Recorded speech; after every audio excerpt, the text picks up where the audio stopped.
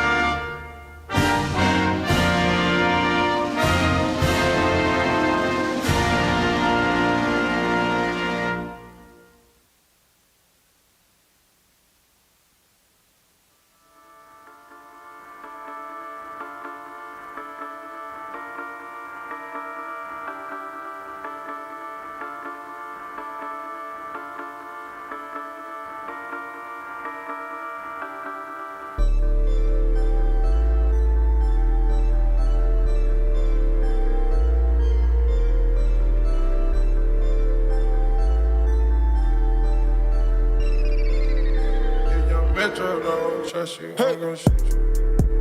Ain't no complaints. Nah. Racks in the bank. Racks. What you think? Huh? We got some rain. Rain. Leo S things. Wow. Robbing the bank. Bang. Pull out the bank. Wow.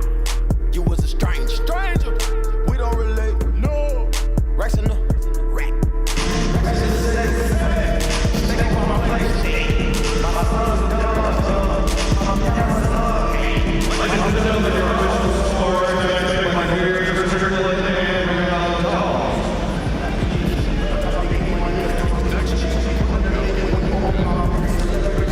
everyone, and welcome inside the Landers Center in Southaven, Mississippi, as we get set for match number 2 of the season between the Memphis Americans and the inaugural match for the Road Warriors of the NISL, the Rome Gladiators. A very good evening. I'm Jeff Rival alongside Tim Van Horn, a team that's got 1 match under the belt.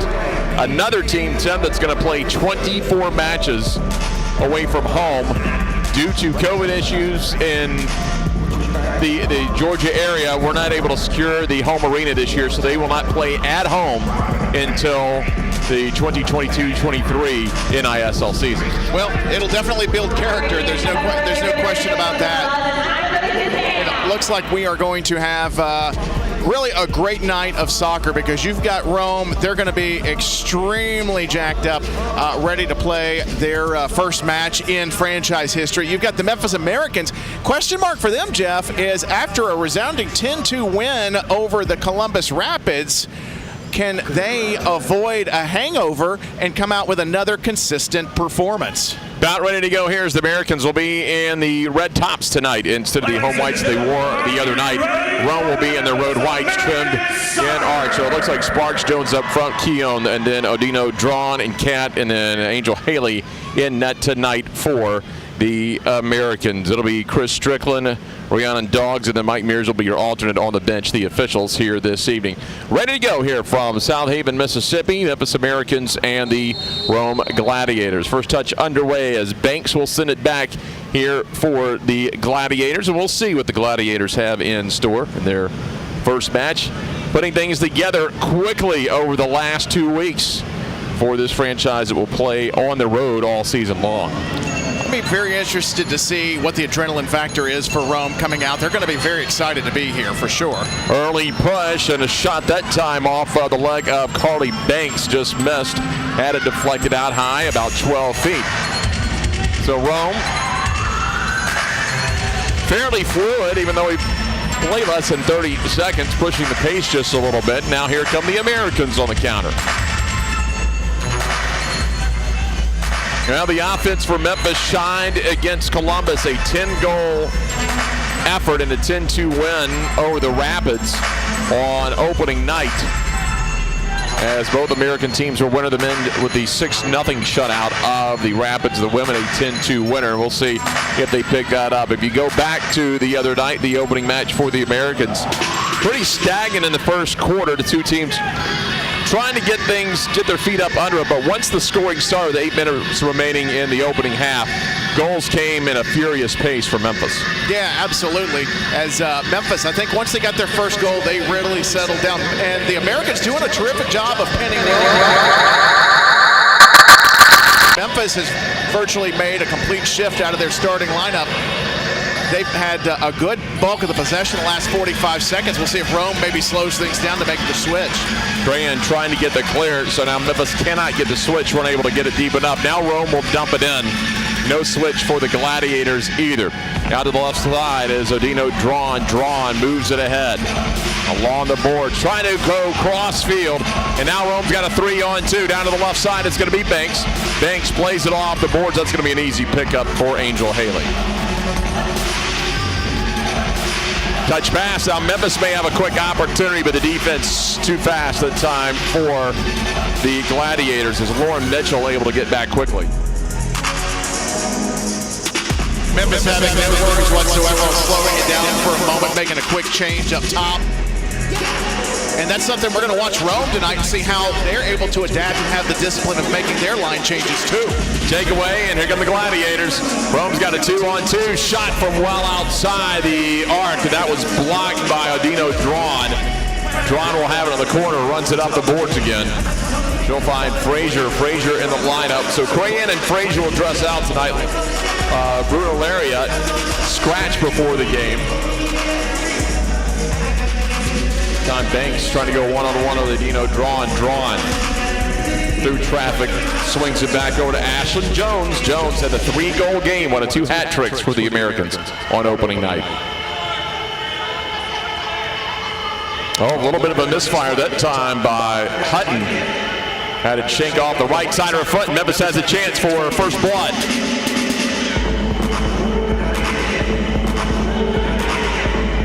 Opportunity again, loose Great save by Hudo. Got big, totally up to the task. Kristen Sparks causing chaos down low as she did last match. Crossing and just a little bit ahead that time. Keon could have had an easy touch to put it in net, but that ball a little bit too far ahead. Again, a lot of pressure. Tatwin, a little bit of trouble, able to get it back off to Haley, though. But they're trying to pin Cat back there on a 2-on-1. Now Memphis a chance to counter off the boards on the side. Weatherington, cross field. Nice touch and a nice turn here by O'Connor. O'Connor right into the hands of Angel Haley. Pace of the game much quicker than the first part of the game against Columbus on opening night.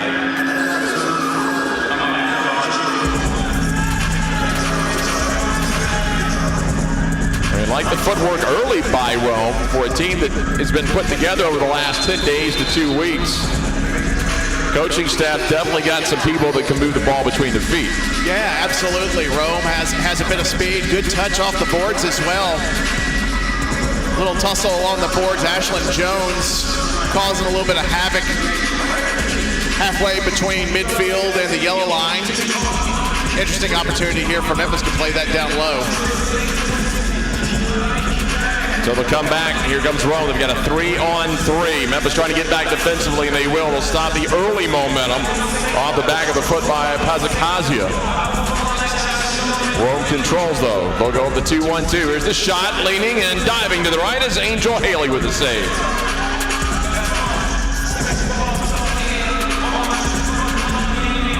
Memphis now sliding 2 up top. You've got Arakia with Julia Osmond.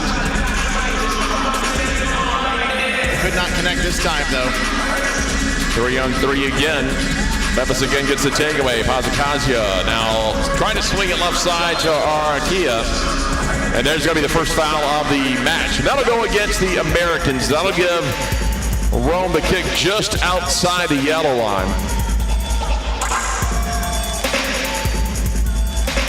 Tell you what, if she wanted to have a go from here, she could. She'll go high off the glass, no rebound available, but they'll make it available. That time it was Carly Banks. Didn't have it though, but took it away from Odino Drawn. Left side with a left foot and off the top of Arakia. Memphis now just looking for a clear back out to midfield. That's what they'll get. Harrison with the ball. 8:30 remaining here in the opening quarter of play. We are scoreless between Memphis and Rome. Through ball, they were looking that time to try to go to Michaela Goins. Led her a little too much. Well, Memphis has had a few opportunities, but possession early on in the first 7 minutes has been dictated by the Gladiators. Off again, opportunity. Oh, hesitation that time. I don't know if Cameron Maddox may wish he had that opportunity back to pull the trigger. Deflected, that will go through. Set along by Frazier, trying to get it up the boards, and Memphis just cannot get the clear. Shot into the hands of Angel Haley. And Maddox up top, starting to be active. Memphis will get a full switch here. Rome is just not letting Memphis get comfortable on the ball. This is a lot different than what we saw on Sunday. Keown sends it through, no one home. Aggressive that time by Hutto to come out and smother it. Backing out Harrison. Harrison sends it into the stands. That'll be out of bounds. That'll be our first reminder to everyone that there are no pieces of plexiglass along the sidelines. Makes for a little better viewing experience for the fans, but also you got to be careful of that nacho tray too. Be heads up, if you're sitting in the front row, you get a face sandwich. Well, missed opportunity. Had a chance there for a one-on-one for the Gladiators. Now Haley coming out, and she'll be a little aggressive. That ball got high and may have actually hit the hand. I'm not sure if they're going to get a handball on that. Regardless, it is going to be free kick here for the Gladiators. Second foul of the first half for Memphis, 2-1. 8 fouls will get you a trip to the penalty box and a power play. Take away that time by Keon. Oh, she had a terrific game on Sunday. She was very calm on the ball. Some terrific finishes we saw out of her. Went on a national champion club team in Atlanta. Keon came away with a goal and assist on opening night.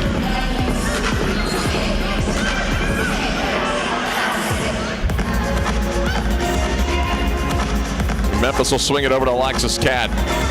Tipped away. Now here comes Rome. They've got an opportunity, and the Memphis defense collapses. It's going to be Cat on the tackle on the takeaway. Set well up in front of the Rome bench. Stays in bounds.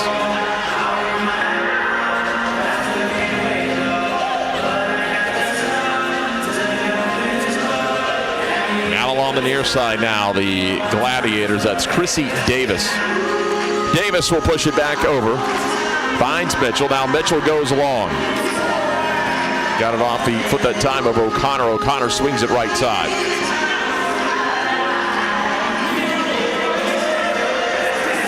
Jen Haley's come up with a couple of early saves.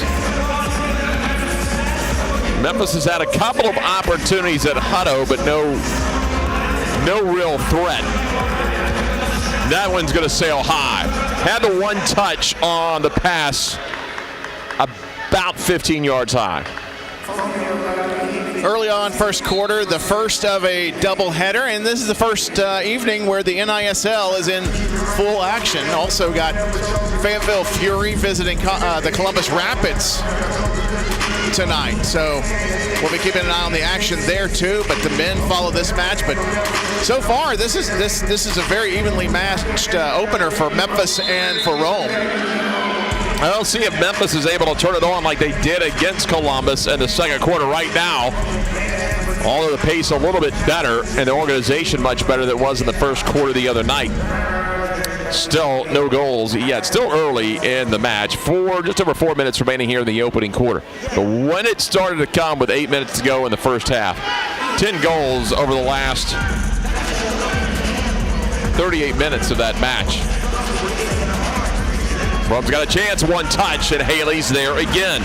But they've been active, and Rome's got some really good ball movement. Again, that's going to be Callie O'Connor out front. That's about the third time she's had that one-touch opportunity. Yeah, and that was a good layoff by Carly Banks, too. And that's the first really solid opportunity for them. Soft hands by Angel Haley settling that ball down for Memphis. But Rome is just not letting Memphis have an easy out of their attacking or out of their defending third, which is good for Rome because this is a hard puzzle to solve. But also, how long can you keep this up in the indoor game before that starts to wear you down later on in the half? That'll be a question that'll need to be answered here in the next several minutes here at Lander Center. A little over 3 minutes remaining here in the opening quarter of play. A little different scenario. Memphis has a match under their belt. The nerves not what they were the other night. For Rome, you imagine, as you said, the adrenaline really firing here in the first quarter. Yeah, Ashlyn Jones looking to take on three. She beat two of them, couldn't beat the last one. Easy touch back to the keeper. Again, they'll slide it over right side. Jones off the upper 90. Tremendous strike, just unfortunate result for Jones. A little high and wide. They'll go at it again. And this time it's going to be right into the hands of Hutto. Second good opportunity here in the first quarter for Memphis.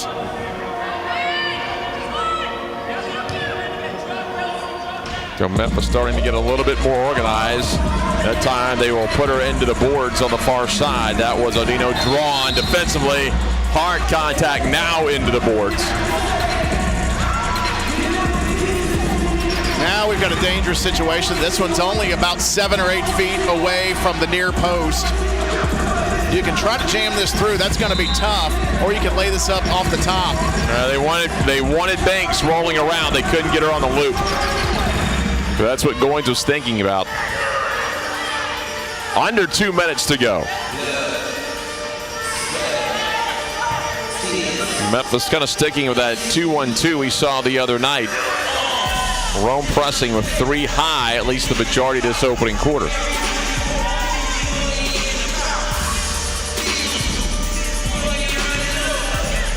Coming across, Keon saw it. Miscommunication, gives it up. Shot from distance will be off to the left, deflected by Crahan. See if Memphis can get a counter going here. Osmond to the left side. Pushed ahead. They're going to work it back over to Jones. Jones trying to find some space. Jones gets around one. Jones has an opportunity. Here's a shot deflected. Josiah Hutto. Now a counter opportunity. 3-on-2. They were going long, but picked up by Alexis Cat. Oh, that's a good dummy to get it over to Crean. She's going to do donuts here just to allow Memphis a line shift. Good physical play, though. Here's Michaela Goins with a strip. And Crahan had a chance to put her on the board. She'll hold up, though. Swinging over to the right side. It's one thing that the players that have played for the women's division, this is the first indoor professional league, so they've probably played some sort of indoor recreationally. Some of the men have had some indoor experience, and a lot of outdoor players, at least on the Americans team, that you can indeed use those boards. Oh, yeah. They can be your friend, but they can also be your enemy as well. Use them wisely. Now down to 10 seconds, Jeff. All right, Kia shot wide to the right. All right, Kia trying to press in, down to 6. Another foul. That's going to give it back to the Gladiators. And the clock will expire. 1 quarter of play here in the Landers Center, and the Americans and the Gladiators are scoreless. Correct transition to the field. Guys, an exciting promotion coming your way.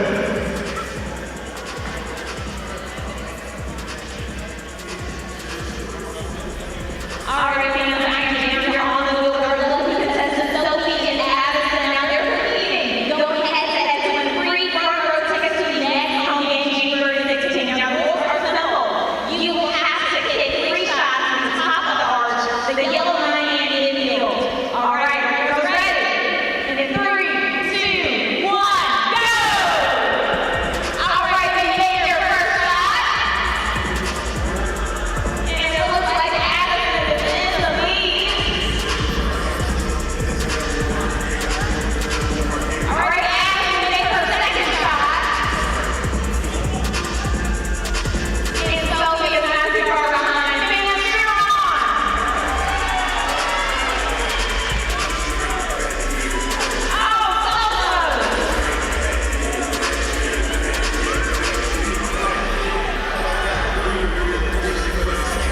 All right, let's see who's it gonna be.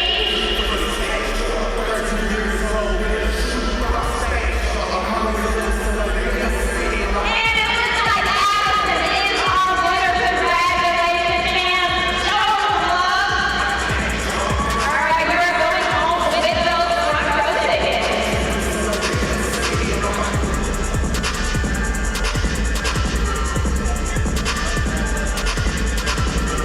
Great job, ladies. Ladies and gentlemen, this time I want to ask all active military personnel and veterans in attendance if you would please rise. All active military personnel and veterans that are here today, please stand. The Americans and our fans would like to thank you for your service for our nation. Give them a big round of applause. Thank you so much to all our active military personnel and veterans for being here. And thank you so much for your service to our nation.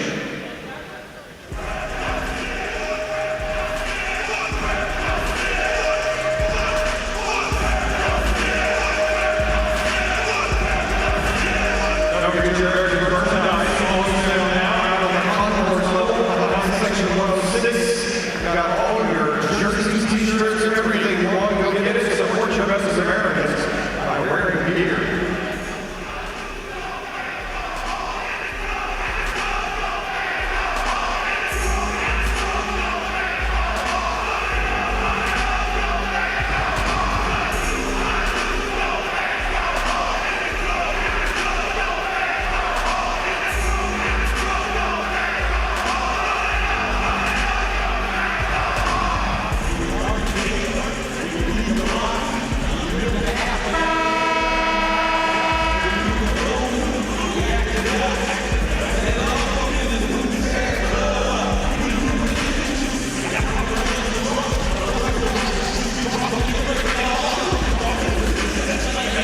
Well, we are scoreless between the Americans and the Gladiators here on a Thursday evening at the Landers Center.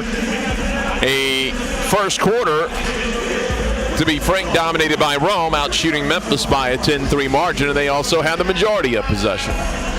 Yeah, I tell you, Rome came out of the box pressing Memphis, and this is not like anything they saw on Sunday, as you saw Columbus sit back and attack more in their defending half. But you saw from the get-go, the moment Angel Haley got the ball, Rome was trying to figure out where's that ball going to go and try to win that second ball.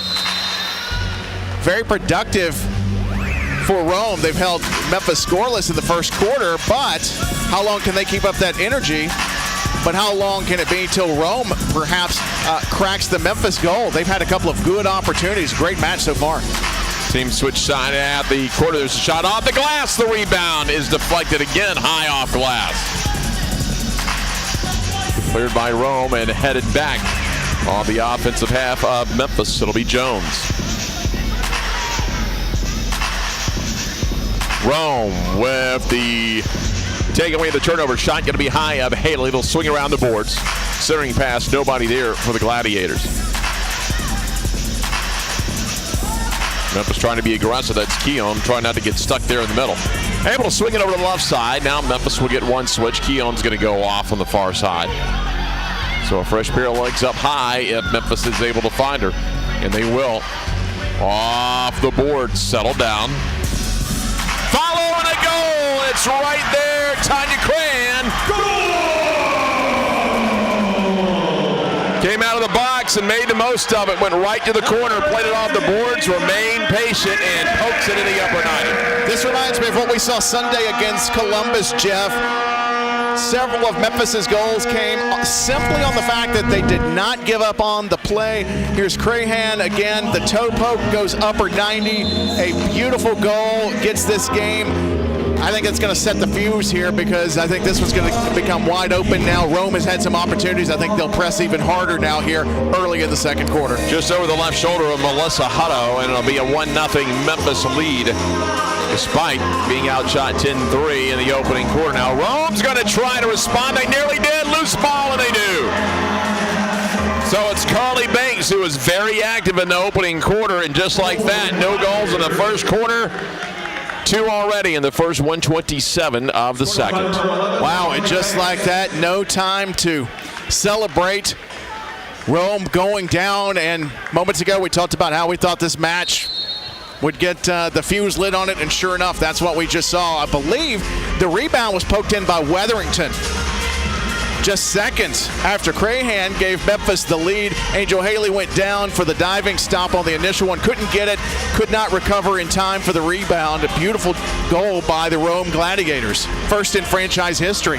So 1-1, and they are going to credit it to Rome. Again, Crayon, the score for Memphis. Banks credited with the score for Rome right now. 1-1 tie here, just 2 minutes into the second quarter of play.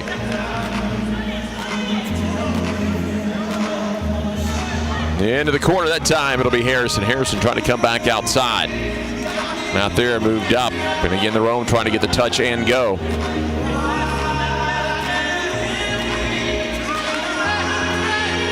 Off the near sideline on the wing is Alex Fallon. Fallon moves it back now. Memphis is going to get back, pack it into the middle. Long pass into the corner. Going deep that time was Fallon. Left in front of the net. Hard foul that time. And that'll go against the Gladiators. Third foul of the first half for Rome. 2 for Memphis. Just a reminder that eighth foul will get you eighth team foul will get you a 2-minute penalty. We'll wrap it around far boards. Rolls into the hands of Hutto. Wanted to go right to the side. Instead, moves it up to the middle. Collapsing, nice footwork there. Trying to get out of trouble is Goins. Goins left it back. Swing it out to the right side. Gladiators will shoot from long range. That's Banks, the goal scorer. Memphis having a little trouble getting the clear. They go right in front of Haley. No one home. And that's a tough one because once Kat puts a foot to the ball, Haley can't pick that one up. Not a bad shot that time. Made it a little bit high on the right side by Goins. No threat, and now Memphis will turn it up and come back to the left wing. Little through ball that time. They were looking for Crahan again. An 11-4 shot advantage for Rome, but it's a 1-1 match. Here's the shot, deflected up high. Hutto stays along the near post. That's going to be Jones taking it away again. Now we have some contact. Jones getting tied up with Michaela Goins, and Goins going to get whistled for the foul. I think Rome's not too happy about a play about 30 seconds prior, but nonetheless, they'll get the ball here with the restart. Another team foul on Memphis. Play up the far boards.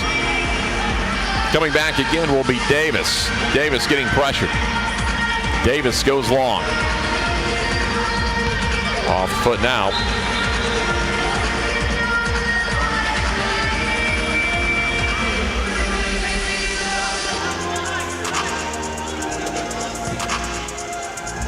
Well, swing it on down left side. Into the corner. Nifty little move off the board. Just missed off the post. And Ashlyn Jones trying to make it a 2-1 match.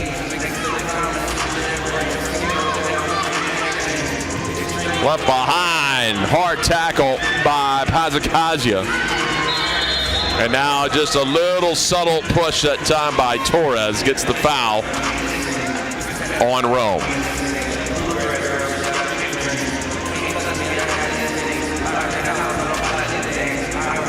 No, it's Ebony Torres that time that got whistled for the push. Up along the near board. All right, Kia trying to break free. She's taken down. Foul starting to add up now. Did not incur the situation Sunday night where either team, Columbus or Memphis, ran into the 8-foul rule. I believe it was 6-3, but both teams. Yeah, pretty amazing the whole night, Jeff, because if you combine the two matches, women's and men's, only 3 power plays total.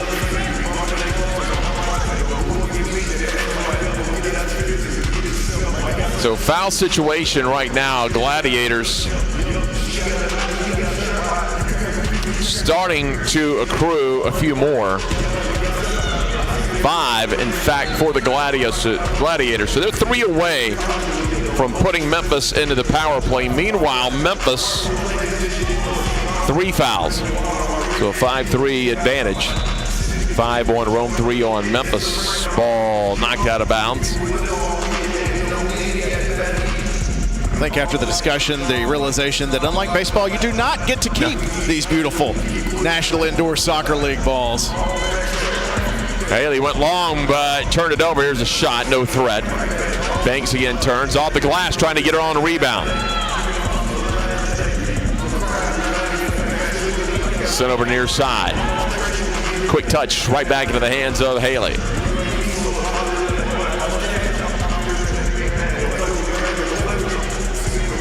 High bounce to the far boards.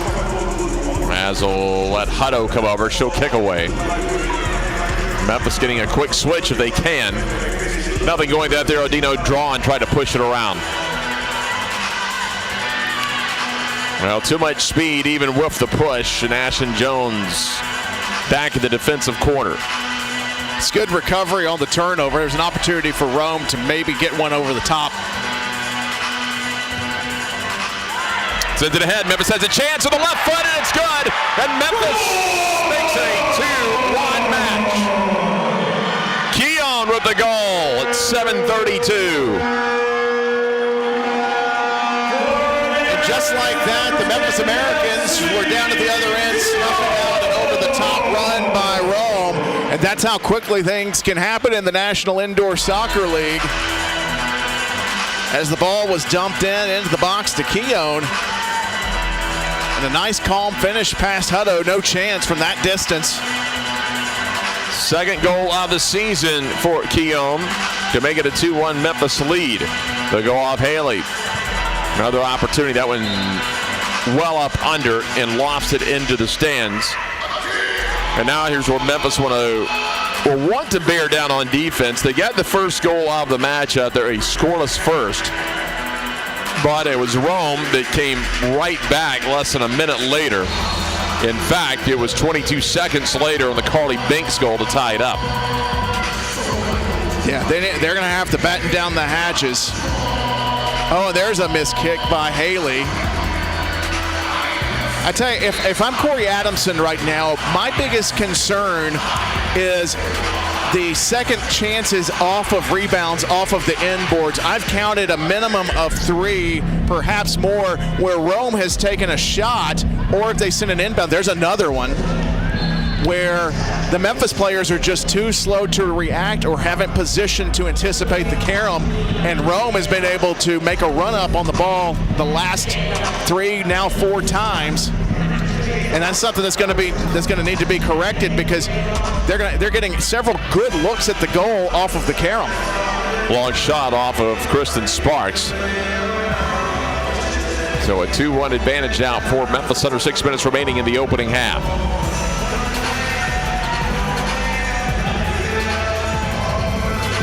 And left side, banks it. Here's another nice opportunity off the rebound. Haley able to bat it down. Ball still loose. Possession Rome, out of bounds.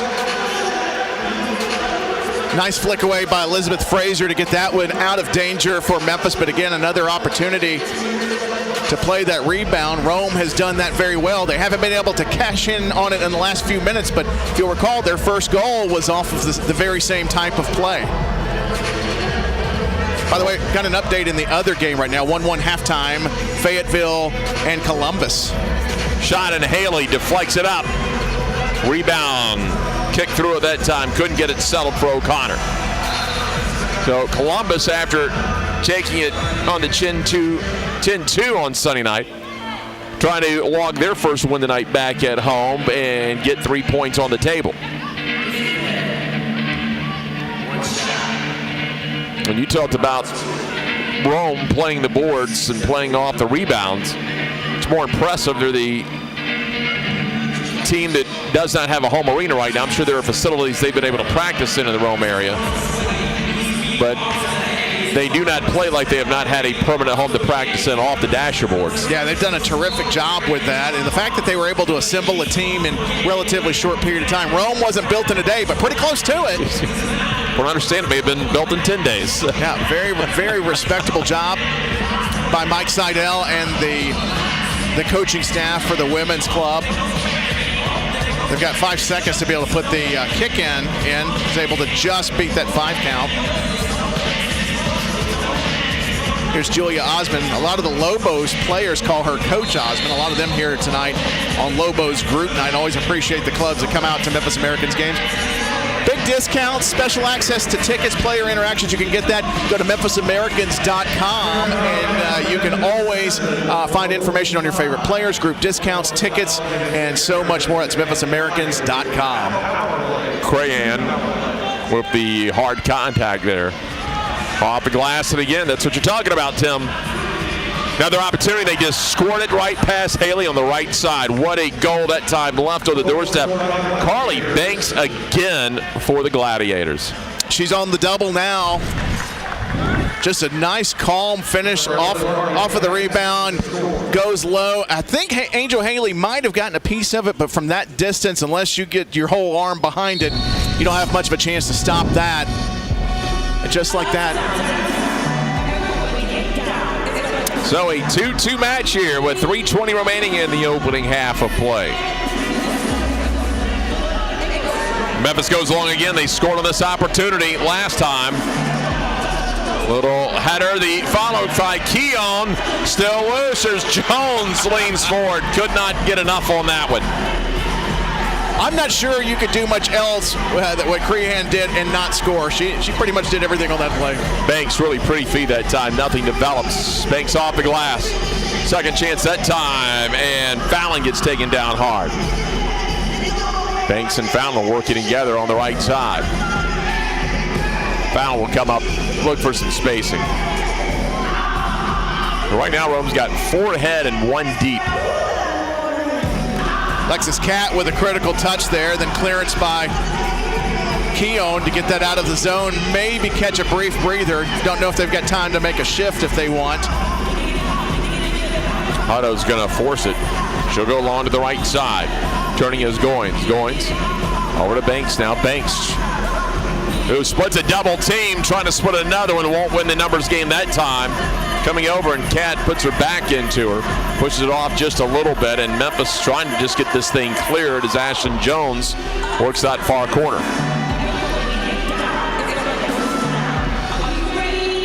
Dumped out into midfield. Back comes Carissy Davis. Davis right into the hands of Haley with 1:45.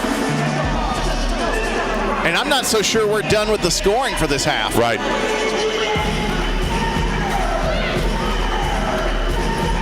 Off the head, Harrison tries to settle it. Memphis has Pazakazi over there trying to force the issue. They'll swing it over right side now, under 1:30. All right, Key now. Had the ball taken away. Rome's got it back to Banks. Looking for a hat trick with the left foot off the glass. That'll rebound to Adino Drawn. A little late, and again Rome up under it, sends it into the stands. Uh-oh, it's about to get real at the Lander Center down at the other end. I don't know what you call those things. What are those big bubbles that you jump in and bump around in? Yeah, well, you'll be able to see them on the I think it's just human soccer. It's about to get all real up in here. Not quite the human bowling, the now defunct Memphis River Kings that played at the Mid-South Coliseum and here in the Landers Center used to have the big metal cage, but still entertaining. No Dynamite Lady blowing herself up in this styrofoam cooler. All right, let's see if Memphis or Rome can get one more crack at it here. 1 minute off the boards to Arakia. I tell you, Michaela Goins, good clearance here, good work against Arakia. I tell you, Michaela Goins has put in quite the half. She's been very physical on the boards and really made it difficult for anybody on the left side to make much hay this afternoon. Bazakazia will move it back. They'll slide it back over to Osmond. Osmond goes long off the back of the head of Sparks. And Hutto comes over. Deflected, almost an own goal. And then Sparks just got leveled. No foul from either official on the pitch. Now, Chrissy Davis, Sparks are just nothing malicious, just both going for the ball.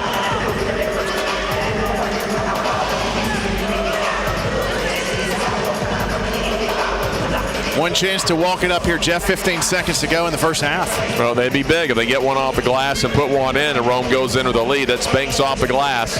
Much better from Memphis, Jeff. Smart play. Osmond just sends it out of bounds at the Rome bench. So last chance here for Rome. Corey Adamson maybe saying it should have switched over. Now 5 seconds. There's plenty of time to score. They'll bring it down at the blue line, at the hockey blue line. Ladies and gentlemen, the official clock for the ones on the ribbon boards, the one on the big screen on the end right there, is not the official clock. So there is 5 seconds remaining in the first half. So we got clarification, 5 seconds remaining.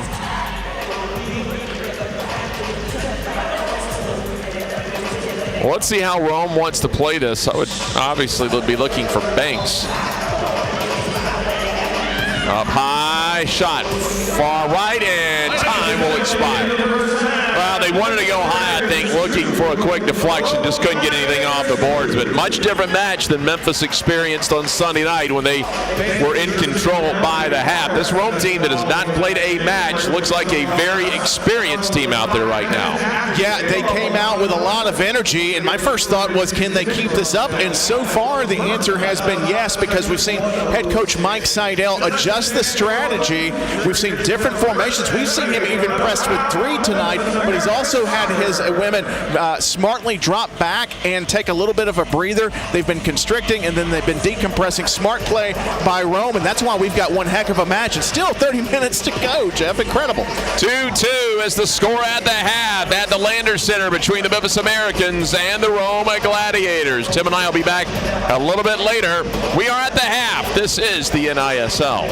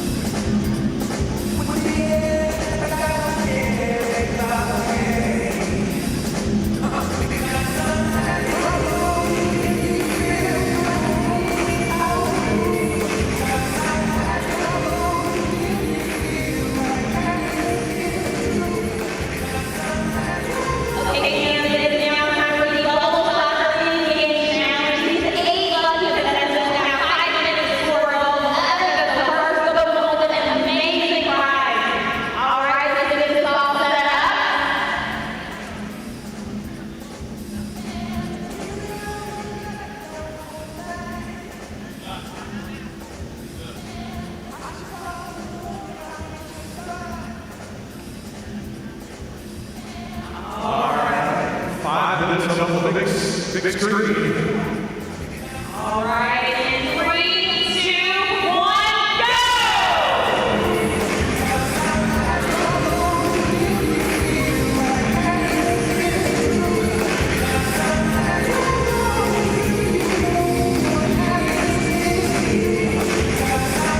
All right, let's see who will be our winner.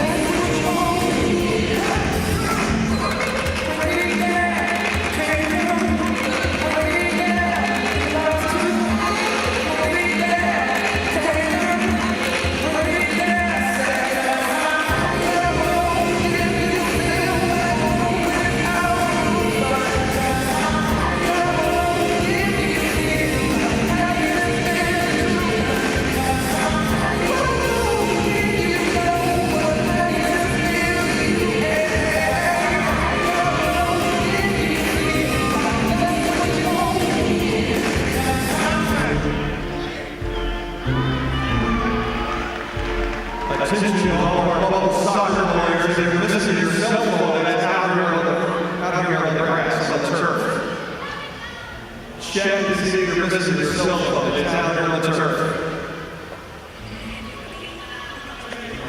Why are we going to Halo? I don't know.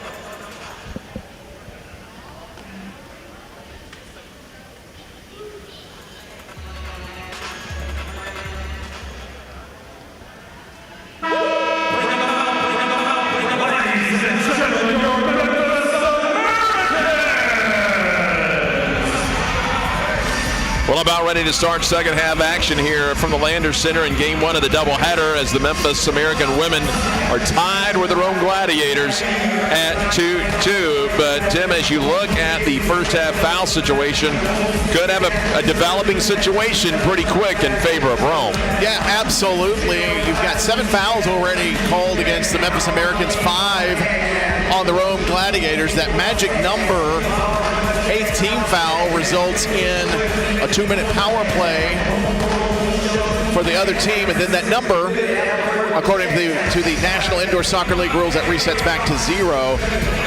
You got to figure at some point Rome's going to get a shot at a power play here sometime in the third quarter, because this game's been physical for both sides, and it's had to be because Rome has come in here and they have not played the coy visitor. They've been out shooting Memphis 18-7 in the first half, come out with high energy and been able to maintain it through the first 30 minutes. Meanwhile, they've got a really good one going in the other match in the NISL tonight. Yeah, Fayetteville Fury visiting Columbus Rapids, their home opener. They were here. They put up a good battle on the men's side. The women's were struggling against Memphis, but Fayetteville and Columbus right now knotted at 3 starting at the fourth quarter. So that's a good one. We got a great one here, and can't wait to see what the next 30 minutes holds. Well, if Memphis wants to pull this one out at home, they're going to have to find a way to get possession and start equaling the shots. An 18-7 advantage for the Gladiators in shots through the first 2 quarters. They're absolutely dominant in the first quarter at 10-3. Memphis shorted up just a little bit, but trailed 8-4 in the second quarter. Yeah, and also the second chances or the extra chances created off the end dasher boards for Rome helped them quite a bit. Of course, we're going to keep a very close eye on Carly Banks. She's on a double right now. Could be looking for a hat trick for the Rome Gladiators. She had a very good first half. And Memphis will come out playing a 2-3 defense. Little through ball that time to the right side, move back out. That time to go to Ashton Jones. She had the hat trick the other night. Now Memphis will turn it. Keown, she's already scored once tonight. Keown's got Jones trailing, finds Jones, the touch. It'll be wide to the right, still loose ball. Oh, what a nifty little touch. Off the toe and banks it off the post. You knew when you saw Keown, you saw Sparks, and you saw Banks that there was always a chance. That's the never give up line. And it looked like that play had been shut down at the goal line, but the spin, the finish on the outside of the boot, look at this play, terrific job.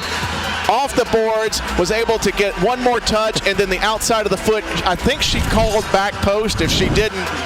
Either way, third goal for Memphis, terrific finish here, and we pick up just where we left off from the first half with really fast back and forth action from Memphis and Rome. Here's the high ball just off the crossbar as Haley got a hand on it. But on the goal, Jones flicked it just past Lauren Mitchell, her fourth goal of the season. And Memphis with a 3-2 advantage early here in the second half. And the way Jones was able to finish that, the spin move was terrific. I'm not even sure that she knows she got all of the ball, but she definitely did. She got enough to catch the corner of the post, and it trickled across the line. No chance for the goalkeeper, Victoria Saw, who is now in for Rome. Right side, a little hesitation. Oh, really nice feed that time. Good save by Haley. Pushed out on the far corner. So Saw in for Hutto here in the second half for the Rome Gladiators. There's a good through ball. Again, Haley just couldn't get much on it after the carom. I think she got caught up on the half volley there. Now we got a foul, it looks like, on Memphis. That'll be on Crahan. Crahan gets tied up there where the Goatman. So power play coming up, 2-minute power play. Rome Gladiators with the 2-minute power play. And head coach Corey Adamson will choose, he'll get to pick who goes in for the power play for Memphis. Someone's going to have to come off. So let's see, it looks like they're going to take Crahan off, but not sure who's going to. Looks like it's going to serve. Oh, here we go. Pasicazia is going to serve the 2 minutes for Memphis. So here's our first look at a Memphis shorthanded situation. It looks like they're going to set up in a diamond, a 1-2-1, at least for the moment. We'll see if that morphs into a flatter 2-2. 2-minute power play. That one deflected. That one will be cleared. And now Memphis being a little bit aggressive. See if they want to push it as Sa's going to come back. A little run that time by Keown, but she's going to come back. Likely going to set up in a 2-2 on the shorthanded situation for Memphis. 20 seconds into the power play. Over to the right side. She'll just move it along to Goatman. Goatman back up high. Back to the right side. Goatman runs the point here. A little 1-2-2. Goatman goes right again. Has not gone over to her left. There's a long shot deflected. Goatman settles it down, and now Rome will come back out.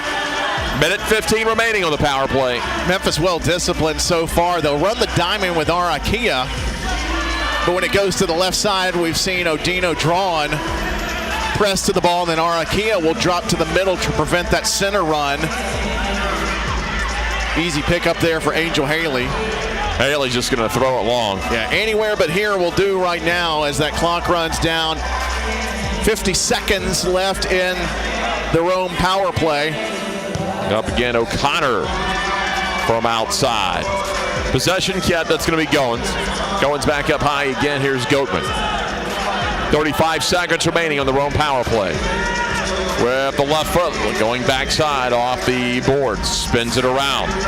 Under 30 seconds remaining, taken away, and that's going to be cleared. They're going to be able to kill off the majority of the power play here. 20 seconds remaining on the Rome power play.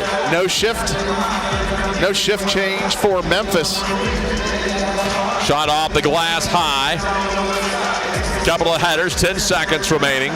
Memphis needing one more clear or a save and have Haley just pounce on it. That shot misses wide to the right, and that should do it, and that's the end of the power play. So Memphis survives it shorthanded. That's kicked out of bounds, and Memphis will get through it. Great job by Memphis. Very well disciplined. They kept their shape. Long shift.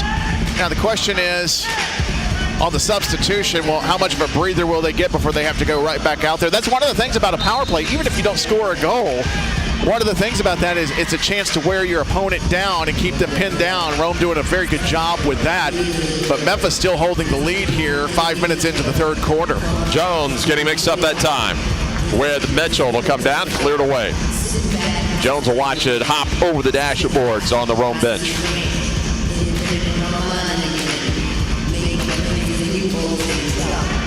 So Memphis a 3-2 lead. They've not trailed. They've grabbed the lead, then seen Rome tie it twice before. Loose on the turf in the box, and Rome unable to get a shot with a golden opportunity with Haley out of position.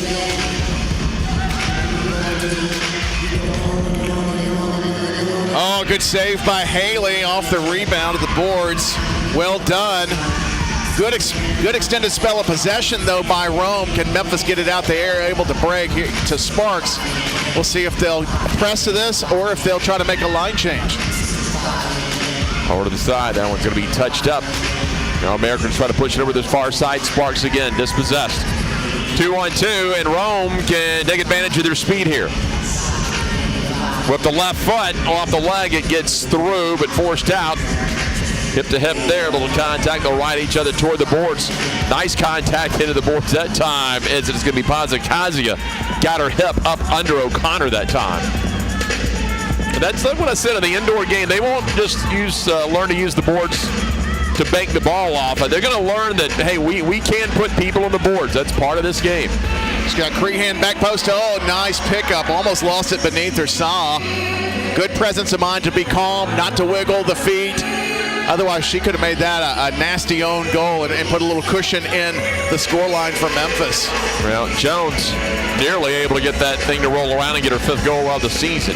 Under 8.5 minutes remaining here in the third, and it's a 3-2 lead for the Americans. And now things starting to pick up a little bit more contact than we saw the other night. Here's a shot. Haley dodged the right. That deflected out of the goal line, though.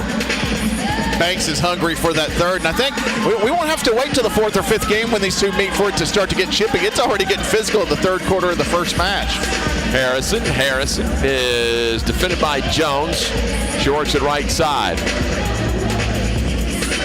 Plays her own ball off of the boards. It's loose, and wow. Turnabout's fair play. We just saw Ashlyn Jones with a nice little flick to get it to go in there, and now the favor is returned by the Rome Gladiators. They found Haley trying to dive, and now that's going to be the hat trick for Carly Banks, and she does basically the same thing. She won it off the boards. Odino Drawn just getting beat goal side there, and then the tap in by Carly Banks, and she's got her hat trick. Yeah, Carly Banks has scored every goal in Rome history. She's going to be the all-time leading scorer for a little while at least anyway. But yeah, I tell you what, they've got themselves a star there with Rome. Now we've got one from the top of the arc from Memphis, perhaps a chance to snipe one right back. Here's Alexis Cat. Cat will go right at it, no trouble. Split, it looked like the two defenders. And then Saw had no chance looking to her right, and Memphis comes right back. That was a brilliant strike by Cat. Here's a wall of two. And Saw just anchored to the line, no chance. Beautiful, nice, quite the cool Cat, Alexis Cat, as Memphis reclaims the lead just seconds after Banks claims her hat trick. That'll be her first goal of the season. It went just to the right of the wall, but Saw appeared that she was never able to pick it up. Well, we've walked that field. It looks further away from the goal line than it is. I mean, you're even at the top of the arc, there's almost no reaction time. Headed by Cat over the far side.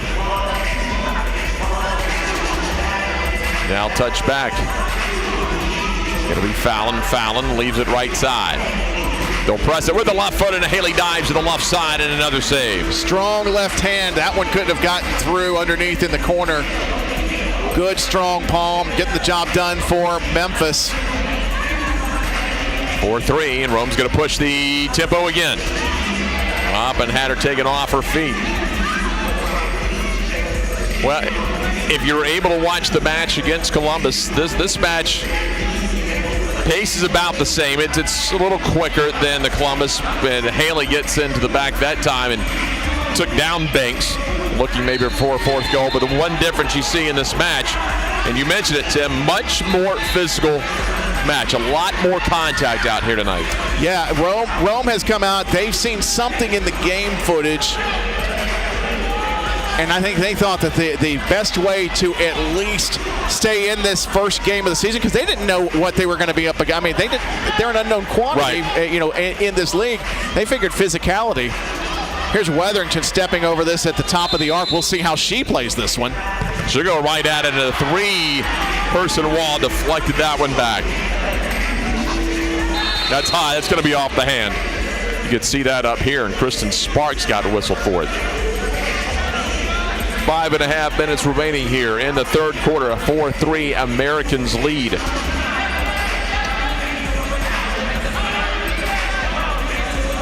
Turning, nifty little move. Shoots it out to the right side. See if they find her again near the middle. Keon had that deflected, and Memphis again having just some issues, and let's credit it's because Rome is making it difficult getting the clear. And again, Rome, oh, nice feed that time, and just did not get a lot of touch on that time for Ebony Torres, but Torres had the goal there for her. Yeah, she got that caught under her feet. If it would have been just a half stride in front of her, I think she could have banged that one home. But once it gets caught right there on the ankle where it meets the boot, that's a tough one to get any kind of oomph on. Easy save for Angel Haley. You got a thing on the other side too. Cordy Adamson probably appreciates getting the challenge tonight. Once things got rolling for Memphis, let's face it, in Columbus will get better. They're in a big battle right now, as you mentioned, 3-3 through three quarters of Fayetteville right now. But once Memphis got the scoring going the other night, they had it pretty easy once they built it. They built a 5-goal lead at one point, ended up winning it 10-2.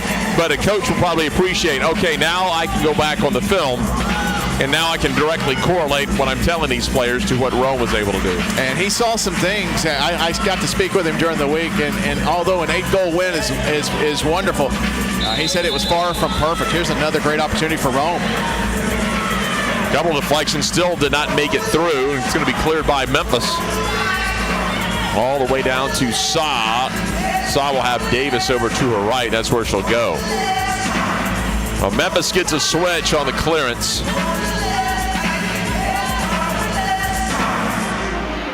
They're going to go long. And again, we talked about the glass on the sides. And as the leagues develop, and everyone knew in their arenas, it's a quick turnaround. This match, we didn't have it the other night. The plexiglass now above the crossbar, and that adds another opportunity to score goals. So you will see the range probably expand, especially for the defenders if they want to put a ball on net.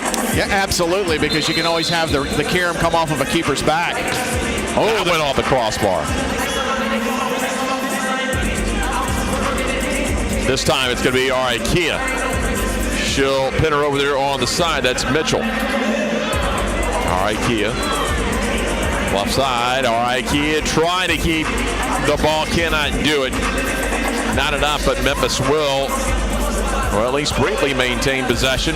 Opportunity for a counter. 2 on 4. Rome's just going to wait. Trying to get the feed over there to Torres. Torres off her foot into the corner. I think I mentioned earlier when this game settles in. I'm just going to change my mind. I'm just going to say if this game ever settles down. Oh, Haley, another nice save going to her right. Oh, and Haley has been solid again this evening. Oh, there's a good challenge in the middle of the pitch. Ashlyn Jones. Takeaway, here comes Keon. Keon. They've got some space, and you've got Jones trailing. Keon, nifty move with the left foot, will shoot it just wide. Crean just couldn't get to the back post in time for the tap in. Saw what they were trying to do there. Shot rolls it right up to Saw. Right now, Saw yet to get her first official save. Hutto ended up giving up. I think they're going to get Keon for a little bit of an arm separation there. I think if she'd have kept her arm down, she probably would not have had that call. But Chris Strickland blowing the whistle on that one for another Memphis foul. Right now, Haley with 15 saves tonight. There's the shot, will move just off to the right side of Haley and the net. Minute 15 to go. That would get out of bounds. Do I see in the arena the original radio broadcaster for the Memphis Americans, David Woloshin, in the building tonight? Can't hear you. You better get over there and yell that. I think he's texting. You know, as I sat in the Mid-South Coliseum as a young teen, I never thought one day in 2021 I'd be sitting in the arena with a man that helped bring part of my childhood. He's over there texting. I reckon we can get him on fourth quarter. And one of the nice guys in Memphis sports too. 35 seconds to go here in the third. Turned over. Now Rome going to try to push up, maybe get this match tied up before they get to the fourth. Under 30, and you got to be watching off to the back side. Rome had someone, but Keon gets a takeaway. Keon's got Sparks over to the right side. Can't keep it. Here is Sa. That's good positioning for Callie O'Connor to be able to retrieve that and drop it back. Still a chance for one more if they push the issue here. Looks like they're going to run out of time, though. Big hit and a whistle on Jones, and that will wind down the third quarter. Tight win here at the Landers Center, but we are through 3, and the Memphis Americans leading their own Gladiators 4-3. It's time for trivia. Okay, fans, I'm here with the age reading word professor for American knowledge. Students has women's trivia. All right, here's tonight's question. Who scored the first women's professional indoor soccer goal in the home opener for the Americans? Is it A, Kristen Sparks, B, Julia Osmond, C, Alexis Cat, or D, Bruna Lyria? D. All right, she said D. Fans, what do you think? All right, I heard D. Let's see if you're right. And D is correct. Congratulations, Adrian. You're going to home with 2 tickets to our next home game. Thanks for playing American Trivia. Fans, be sure to stick around for the autograph session following tonight's game. The players will begin signing autographs about 5 minutes following the game up on the concourse. Don't forget the souvenir stand just outside section 106 on the concourse. Go get your Memphis American swag.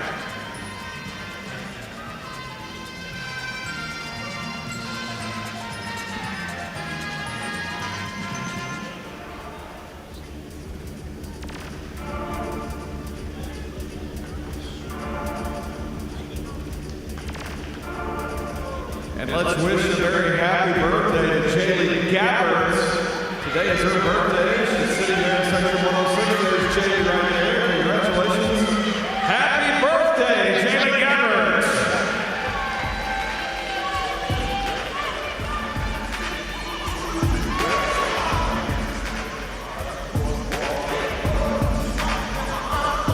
You said something, didn't you? What kind of done?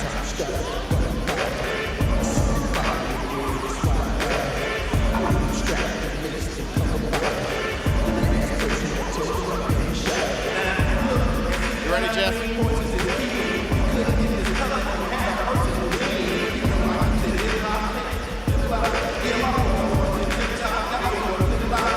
Well, a 4-3 lead for the Memphis Americans over the Rome Gladiators with 1 quarter remaining at the Landers Center. I'm Jeff Bridle alongside Tim Van Horn, joined by Dave Woloshin, voice of the Tigers, and you're one of the original voices of, we know the American, who knows how many other soccer teams out here, Dave?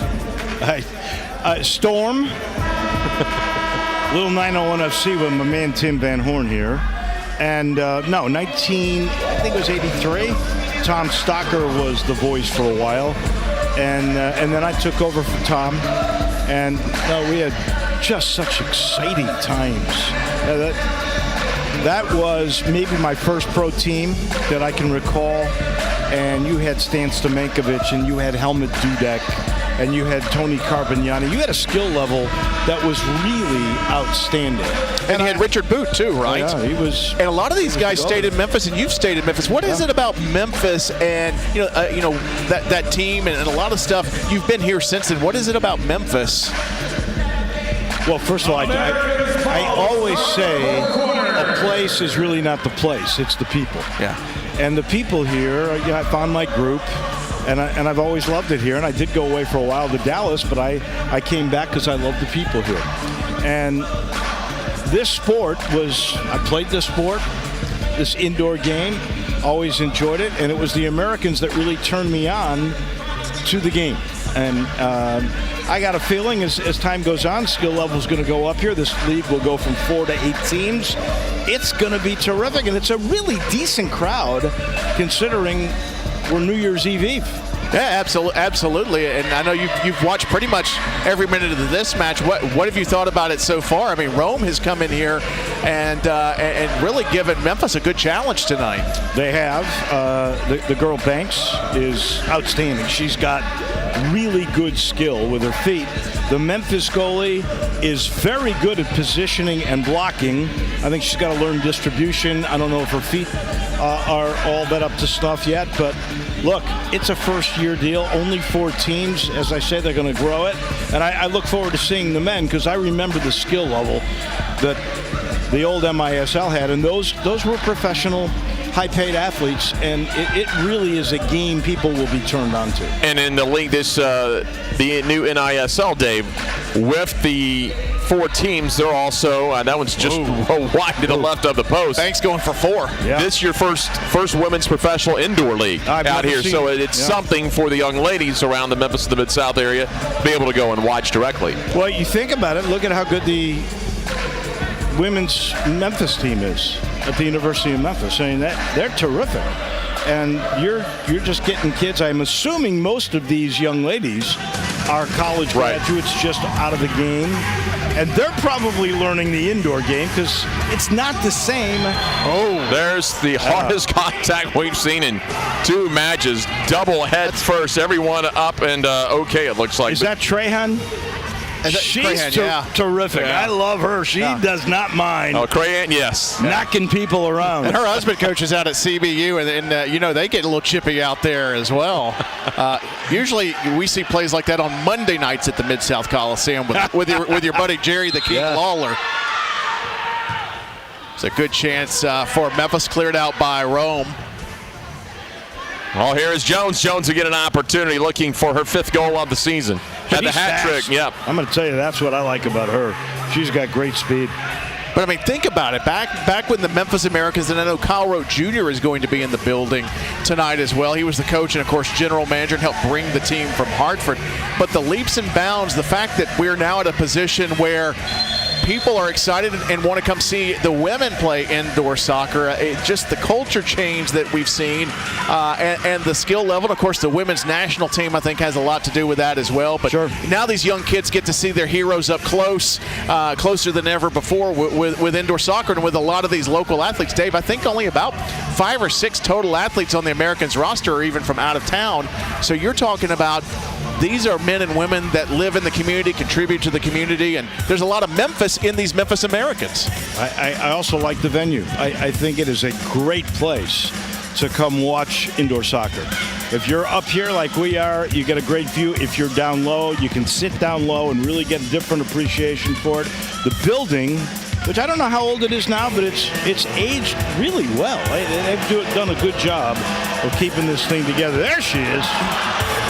Just high again, and Jones close, but it's got to be looking right around 25 years. Is that right? And boy, you talk about a building that does not look that age. They've done a tremendous job down here with the upkeep, considering the amount of events. You had a hockey team here that had a long run. You've got a D-League team in the hustle. Now you've got the indoor soccer. Threw up, now they'll get set again. Got around Sparks with the left foot, and they'll play it off the glass. Second, just could not get that ball settled down. Pretty impressive, this Rome team, considering this is the first game they played. They used the boards even better than Memphis has so and they don't have a home arena this year. They're playing 24 road matches. On the left side, that is Sparks again, puts her into the board. Sparks got taken off her feet. Picked up here by Keown. Keown now moves it over to the right side. Keown again. Tell you what, this is a very talented line here. Couldn't tell there if Jones was looking for a line change and it looks like she was. She was looking to get off the pitch. She did not want the ball there. From distance, off the glass, and the follow by Cat couldn't get it. Too high of a bounce. That was a really nice organized sequence where they shared and tried to find the open spot. And now here she comes, Banks, with all 3 goals. She'll move it to the left. Banks is waiting out there if that loose ball comes. You know, and not only a lot of the soccer players from the day, and you're here in Memphis. Oh, here's a nice steal by Sparks. See what Sparks has. It's going to go one-on-one. Sparks had it tipped out onto the far side. Sparks just didn't have the speed. And no one able to catch up and help her out. Yeah, no help on that one. I'm amazed at the length of some of these shifts. Yeah. Sure, Corey Adamson right now would love to be rotating them out a little bit quicker, but yeah, Dave, it's not nearly as many shift changes as we saw the other night. Here's Banks, got one-on-one. Banks lost her footing and slides it wide to the right of Angel Haley. I don't know if you guys are keeping minute totals, but Banks is there the whole time. Yeah. Is she going up? Well, right off the bench, and then Banks was waiting for it again on the shot. Yeah, she's going to have to come out at some point. Just 8.5 minutes to go in the match. She's going to have to get a little bit of a breather, though. Boy, this is dangerous territory, and Haley just got a hand on it. When Memphis just having difficulty and another goal. Are you kidding me? Stamankovic like right there. You want to just, hey, Dave, for old time's sake, take this replay when they bring this up here in a second. Take this. Well, she's got eyes in the back of her head, and watch how she uses the heel. Look at that. Smooth like an armor-all dashboard, Dave. Well done, my friend. You have not lost a beat. I got to tell you. Carly Banks' 4th goal of the night. And yes, you did hear me correctly. Yeah. Every goal in Rome franchise history. She's fun.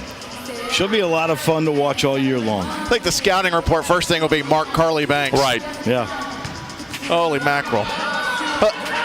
Yeah, that was a terrific goal. Now we're looking at the prospect of really a frantic finish here with just under 8 to go.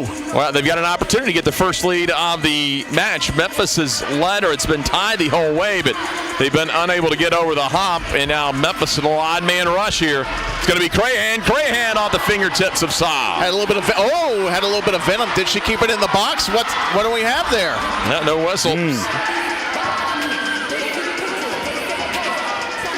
It is amazing that Memphis, every time they've surrendered that lead for the tie, they've come back and they've been able to produce. Off to the right. Do we have ties in this league? No, we do not. We have a 10-minute overtime and then a shootout. So that's always fun. And they may end up having that in Columbus tonight. Last check, Columbus and Fayetteville knotted at 3 going into the 4th. Just got an update on that one, Jeff. And that one's now final. Fayetteville, the Fury women, winning 5-3. That one just as I hit the refresh button.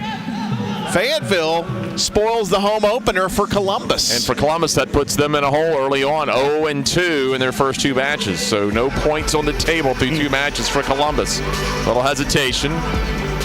Poke through over in the far corner. They'll work the boards. Cleared, and that'll get out of bounds. Dave, you like the fact that the boards, unlike the old Coliseum days, they took them off the side, allows the fans to kind of get, you're not going to reach over or anything, but you feel the action if you're sitting on those boards. Yeah, I do like that. I got to go sit down there and see what that looks like, because I think you get a different perspective that would be really cool. There's 3 lines, so that one doesn't work. Some rules never change, do they? No. I like the no offside. That always worked for me because I was always not in the best shape for the indoor game.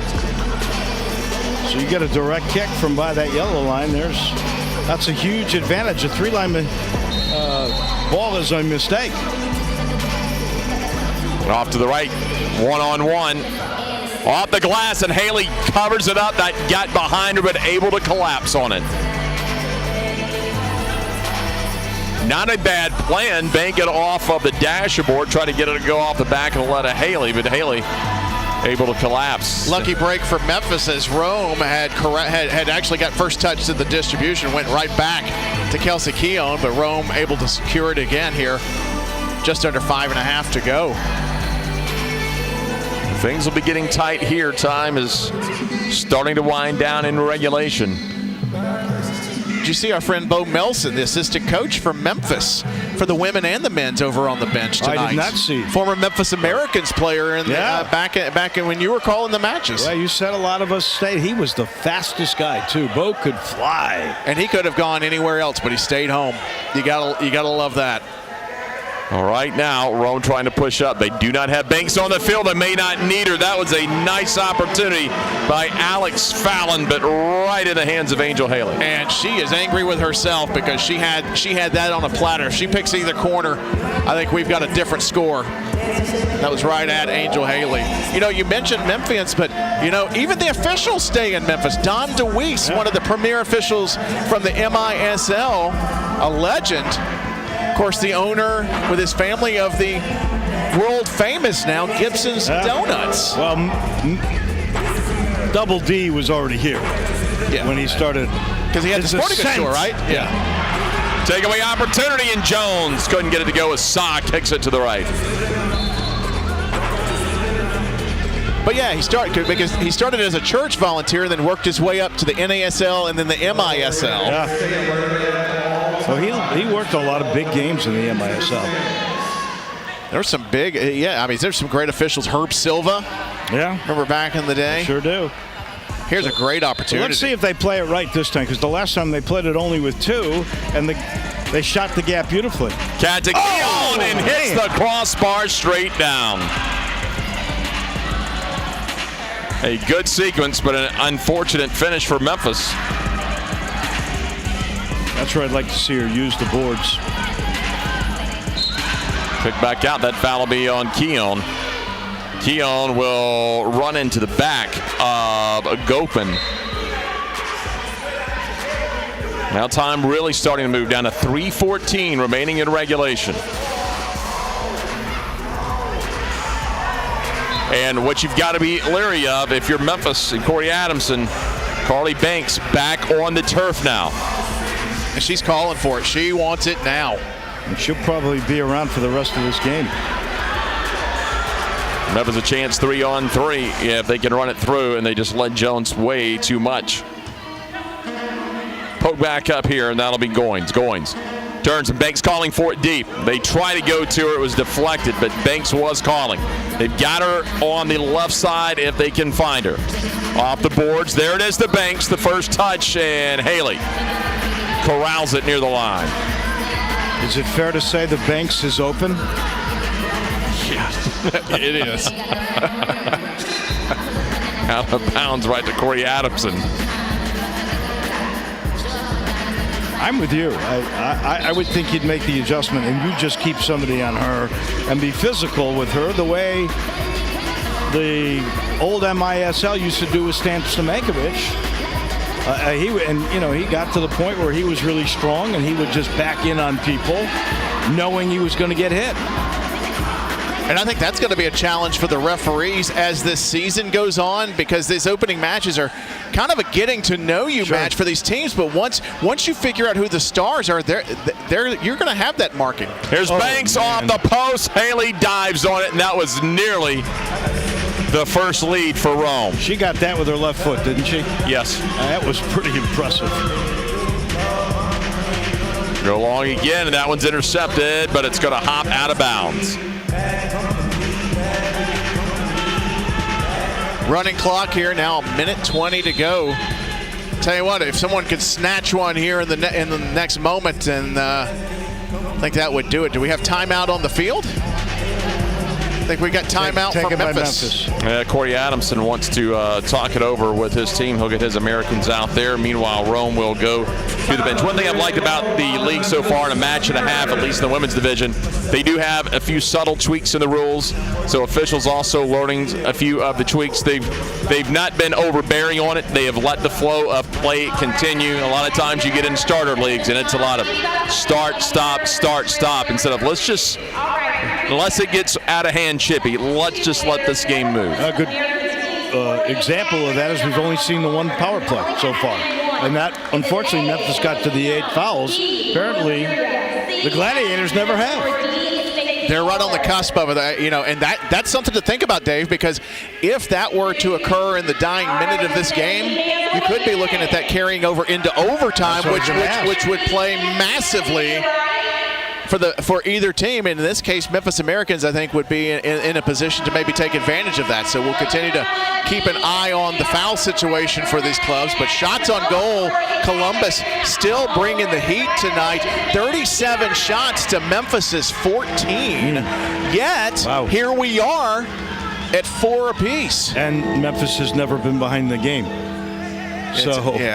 Sometimes numbers don't tell the story. Look at the rebounding Memphis had last night against Tulane and still lost points in the paint. So you never know.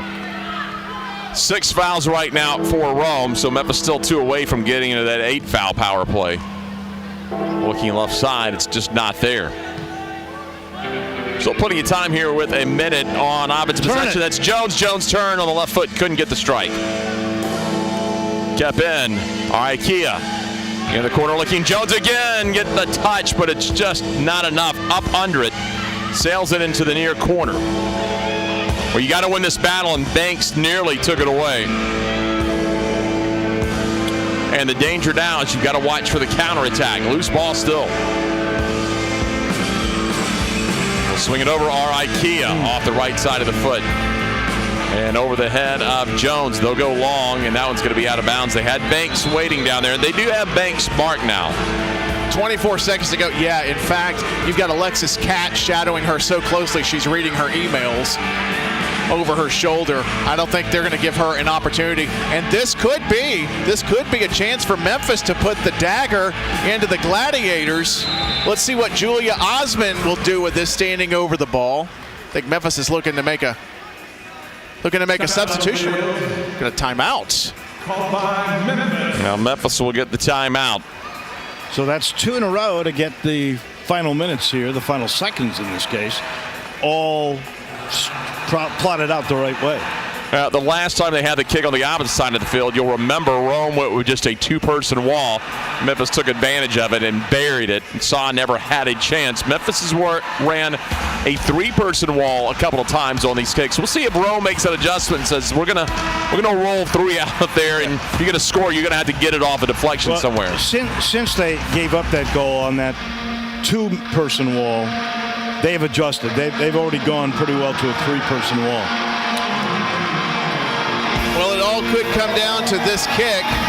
And now Corey Adamson and the head coach at midfield now. Mike Seidel and Corey Adamson exchanging a few words over on the bench. Some fingers are now being pointed. This is early in the year to have this kind of emotion. Does this remind you the original? Well, it was the second original Central Hockey League with 6 teams. Yeah. So if you got into it on a Friday night and you played, say, the Wichita Thunder on a Saturday, you knew everything was going to roll over. Right. Exactly. Oh, who's going to stand over this? Is this going to be Kelsey Keown? And Rome's going to take a timeout here. It's going to be the most dramatic last 24 seconds in the history of indoor soccer. Dave, you've been around the block. Can you ice the kicker in soccer? I know you can do it in football. We've seen it numerous times. We saw it at Tulsa a few years ago. Can you ice the kicker in indoor soccer? I don't think you really can. I'm not sure that's the intent. I think that the Rome coach was not really happy with the timing of the 2 timeouts that was used by Memphis. That's my guess. Now watch when they come back. Before the timeout was called, Kristen Sparks was standing almost on the goal line next to Sa, the goalkeeper for Rome, which she has every right to do. Will she do that again? Is Rome trying to figure out a plan to maybe negate what she's doing? If I were Rome, I would almost put one player at least on one of the goalposts to narrow down the window of opportunity for Memphis. So they're going with a 3-person wall and almost like the elbows, nobody by the goalpost. And then you've got Angel Haley ready to clean up in case there's a clearance down at the other end for Memphis. They'll go to Keown, and that's off Sparks, and she got tied up with Sa. The follow Jones, the header! Memphis takes the lead. 16 seconds left off the back of the head of Kristen Sparks. What a 5-second span for Sparks. I think she saved the original shot, and then she scored the subsequent shot, the deflection off of a Rome defender. She didn't know where the goal was. She just knew she was going to head it toward the goal. Just total instinct. Knowing where the ball was and using the closest weapon you had. That time it was her head. Boy, and Those they are were going good at it. timeouts by Memphis. And they are still going at it. They're having to pull Corey Adamson back and Mike Seidel jawing on the benches directly across from us. Things getting heated. And wait till the next game, because Adamson's going to be on the pitch against the men. You think that that Rome is mad now? That kick will go high and out of bounds. And that is fortunate because they did have Banks over there on the left side. So the St. Louis Lion and the Maryville alum, Kristen Sparks, her second goal of the game, 12 seconds away from being the game winner. Just throw that as far as you can. Flicked off to the right side, and it's going to be Crahan who falls on top of her. 6 seconds. Running clock. Down to 2. Final touch, and time will expire, and what a match. Came down to the last 16 seconds. What a goal. That was fun, gentlemen. Why didn't you come earlier? Part of it. Hey, why didn't you come earlier? This game got lit as soon as you walked up here. It's an honor to have you up here, Dave Voloshin. Thank you so much. Always, Timmy V. Love working with you, Jeff Brightwell. I'll work with you Saturday morning. All right, Dave Voloshin joining us here on the broadcast. Tim, let's wrap it up real quick. It was a thriller. So Memphis, 6 points now. So they're 3 points advantage in the women's table in the NISL right now, with Fayetteville winning against Columbus.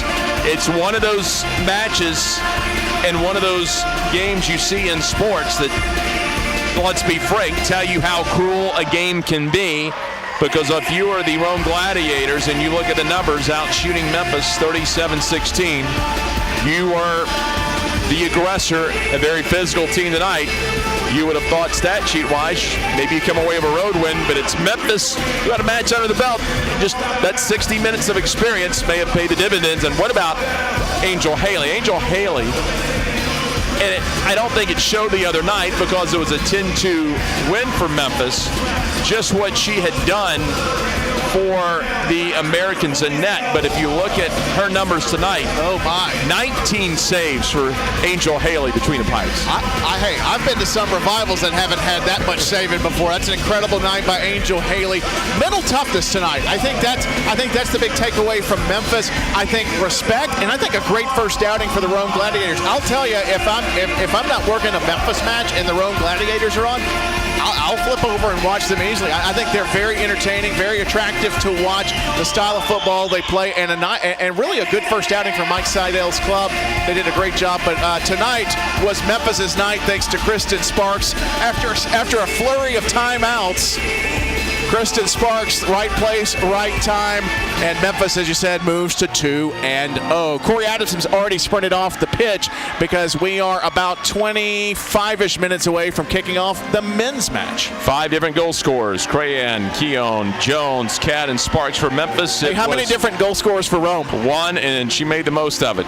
Carly Banks, 4 goals. Alex Fallon had the only assist of the match. The women's match is in the books. 5-4 Memphis. We'll be back a little bit later on for the Americans men.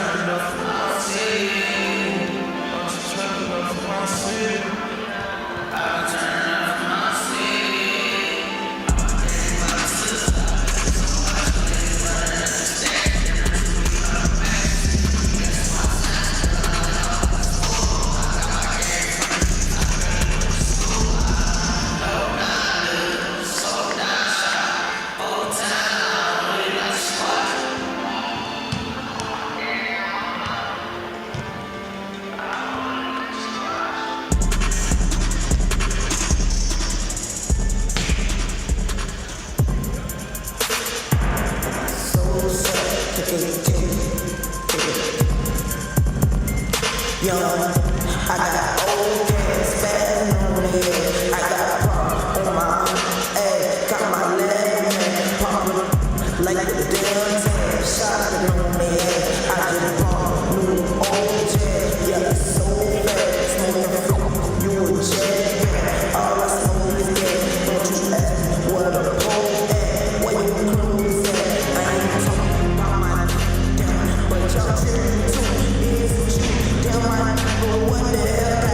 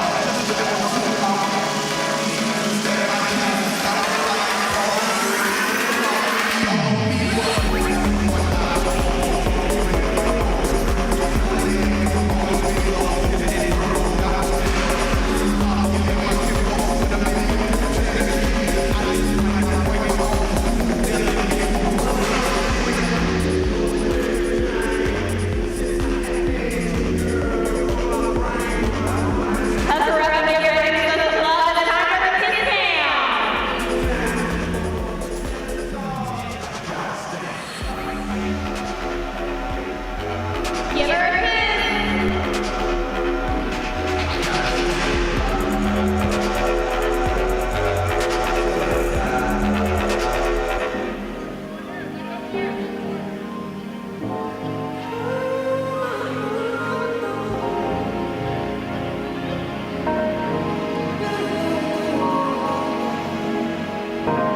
right there, you're on the kiss cam.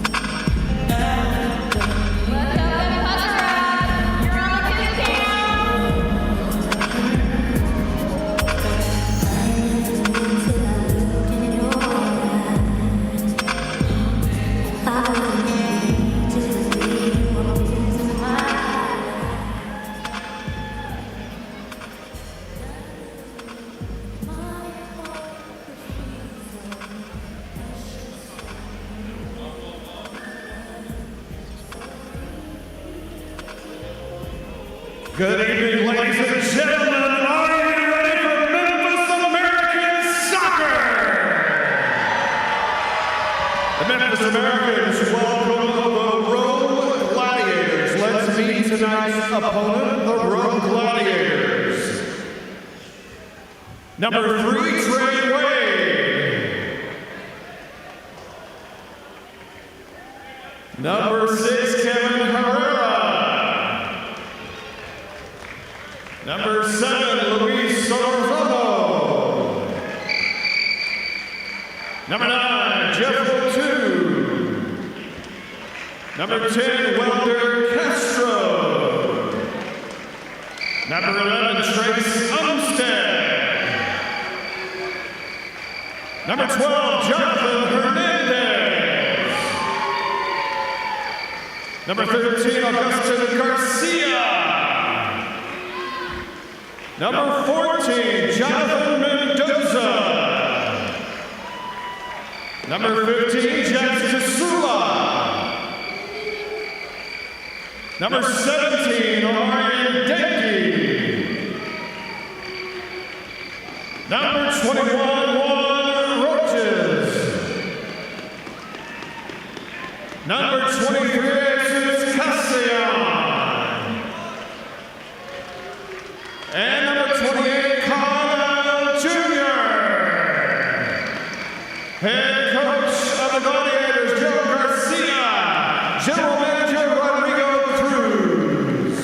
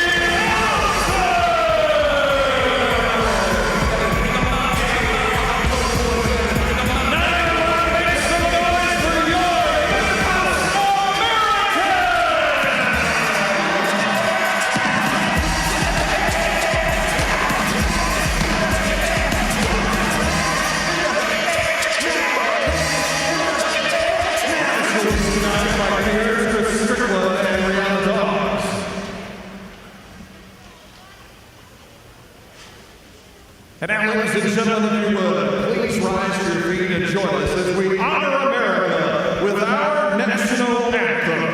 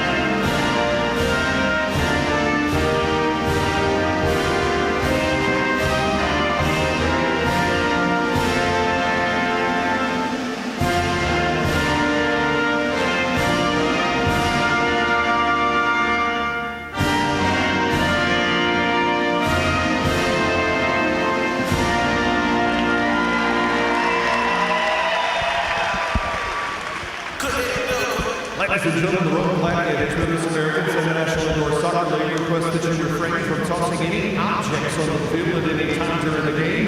If a game ball enters your seating area, please return it to the nearest usher or to the field of the play immediately.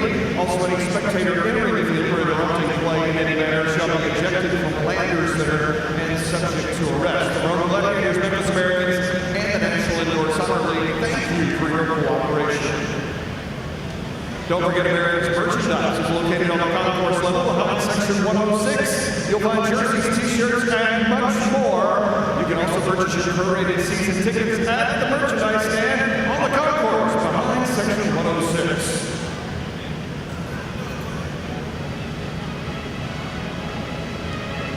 Folks here a lot of me, I was saying, when I'm saying, we just make it. Trying to keep the wrong proposal, never something, never choking, I was smoking. I'm in the game, got a bunch of coke, cause the kid is home. Ain't saying stay the same, maintain safety, say the kid is home. Forever gang, I'll never switch it up. Made a lane, made it home. I can actually rap with any mode, ready to get back, you know. Big triple stand up, everybody got to be low. He ain't for me, everything I want. Made it happen, see it out. Shout out to the sweet,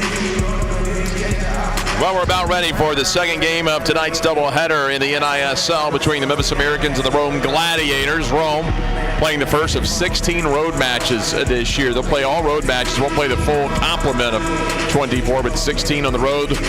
And they'll get things started off. And, you know, if they are as solid as their women's team was, despite a 5-4 loss, the Americans, Tim, coming off a 6-0 shutout Sunday night, are going to have their hands full tonight. Corey Adamson told us before the game, look, they've got some experience, some futsal experience. They're used to this enclosed game without a lot of space. Yeah, they are. But the difference between futsal and indoor is you got to be able to work the walls. And you saw the women do that very well for Rome. I thought they were very dominant on the boards.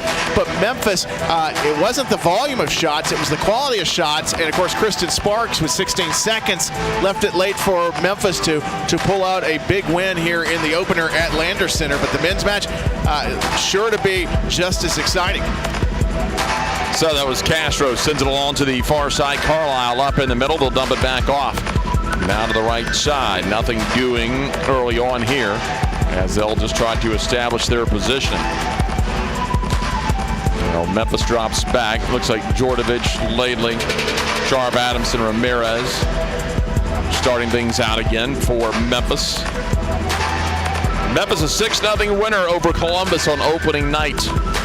And Columbus in action tonight. They'll be playing Fayetteville. The women's match came away with Fayetteville beating Columbus. So the Columbus women now 0-2, Rome 0-1. Memphis in the women's division ahead with 6 early points.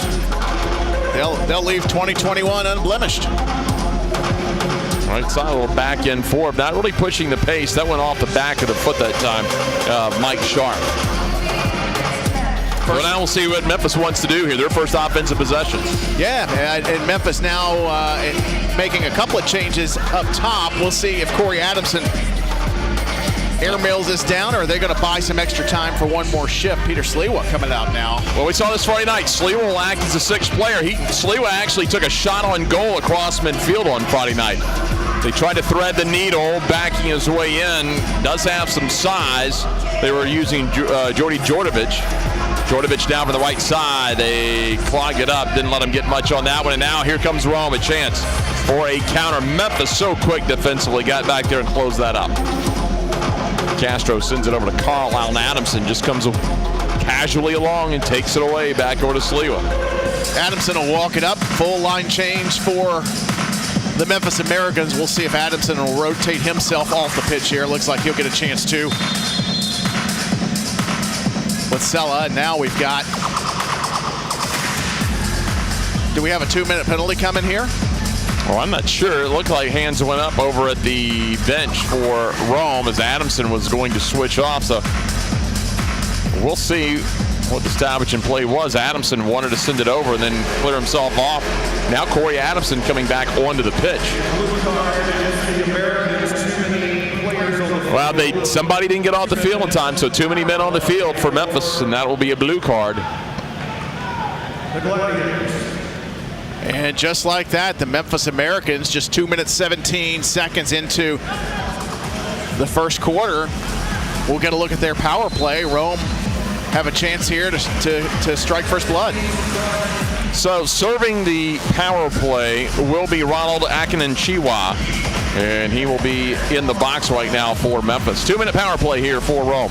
Rome women came away empty-handed earlier in their lone power play. In fact, it was the lone power play of the match. Adamson will stay on. He'll be the point of the diamond, a 1-2-1 for Memphis.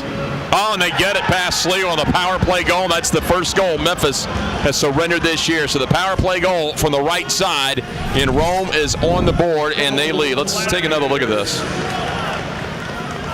The walk up outside of the boot, and I think Sliwa thought he could just get a hand and redirect it, but that blew right under his hand. I think Sliwa will stand there and probably be kicking himself. I think he should have had that one. And a quick goal just like that. Rome up 1-0 off the power play. J.R. Carlisle with the Rome goal, and the Gladiators with a 1-0 advantage. Memphis looking deep, looking for Samuel Castro in the corner. So we'll see if the Memphis men can do just like the Memphis women and answer back whenever Rome scores a goal. Big back and forth match for the women. Sliwa's going to come up. He's got Alvarado to his right, the former Memphis Tiger, the Tiger alum. Now Sliwa well across midfield again. Took a shot the other day. He's going to go for it here. Lines it off the glass. Memphis had plenty of people to crash the boards. Now we got a player down for Rome. We'll see if the officials will let play on. Well, they will whistle it dead, and I don't know if that's Kasula that went down. Looked like he may have tweaked his lower back. Stops the clock with 11:26, and he'll have to come off since they stopped play.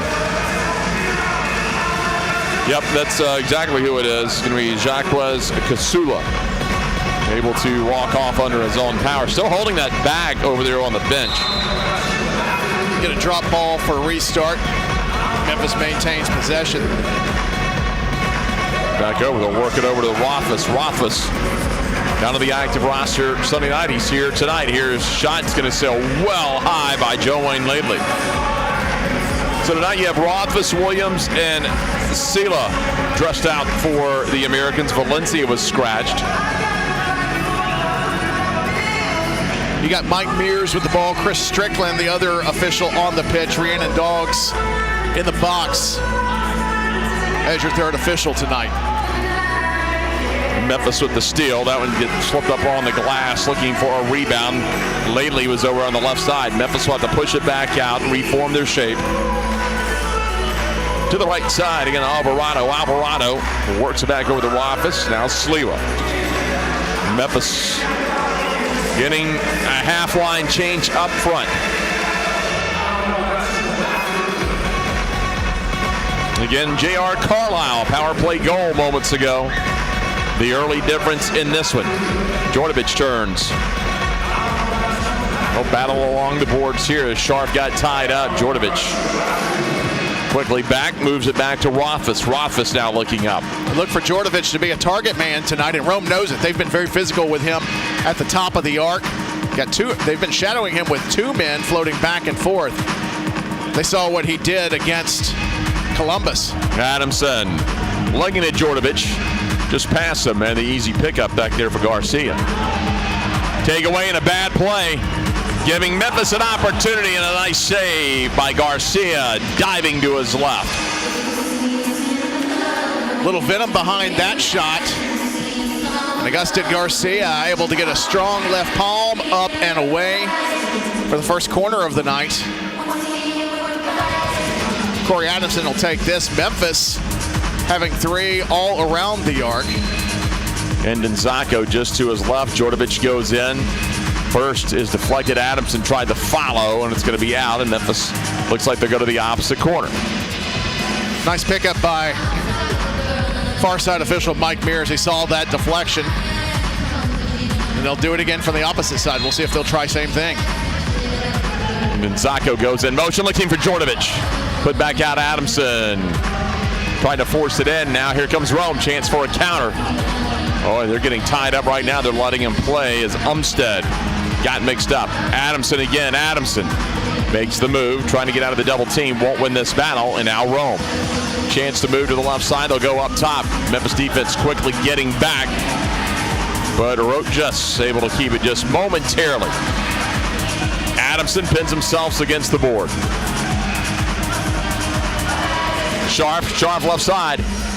Sharp doubled up. They've got Djordjevic wide open on the right side. He's just hanging out, getting some space. Now here comes Jordy. They'll let him maneuver a little bit. And he's not afraid to penetrate from outside. We've seen him score from close range, but he's not afraid to do the dirty work himself. Djordjevic tried to force his way in there. Take it away now, Rome. See if Rome wants to get a switch at all. They don't. So they're going to stay at the same 5 on the pitch right now. 7:51 remaining here in the opening quarter. 1-0 C.J. Carlisle power play goal. Now Rome will get a line switch. And they'll switch all 5. So 5 sets of fresh legs out there, and they may be blue carded, and they will for too many men on the field. Didn't see this the other night to my recollection, but that's a blue card now on each team for too many men on during the switch. Yeah, and for Memphis, maybe a little disappointing because it's the second game of the season, but Rome, you can sort of excuse that first match of the season. But inside the first 7.5 minutes, we've got opposing power plays now for not failing, for not being able to count to 6 and keep it under 6. Well, let's see who they put in the box, because no one's made their way over there, and here we go. So a 2-minute power play coming up for Memphis. 7:36 to go. Memphis perfect on the power play against Columbus. We'll see if they can keep that streak going. They're going to be putting Carlisle Jr. And Carlisle is the one. J.R. Carlisle is the one that scored the power play goal. So underway, 2-minute power play here for Memphis. Adamson will anchor it up high.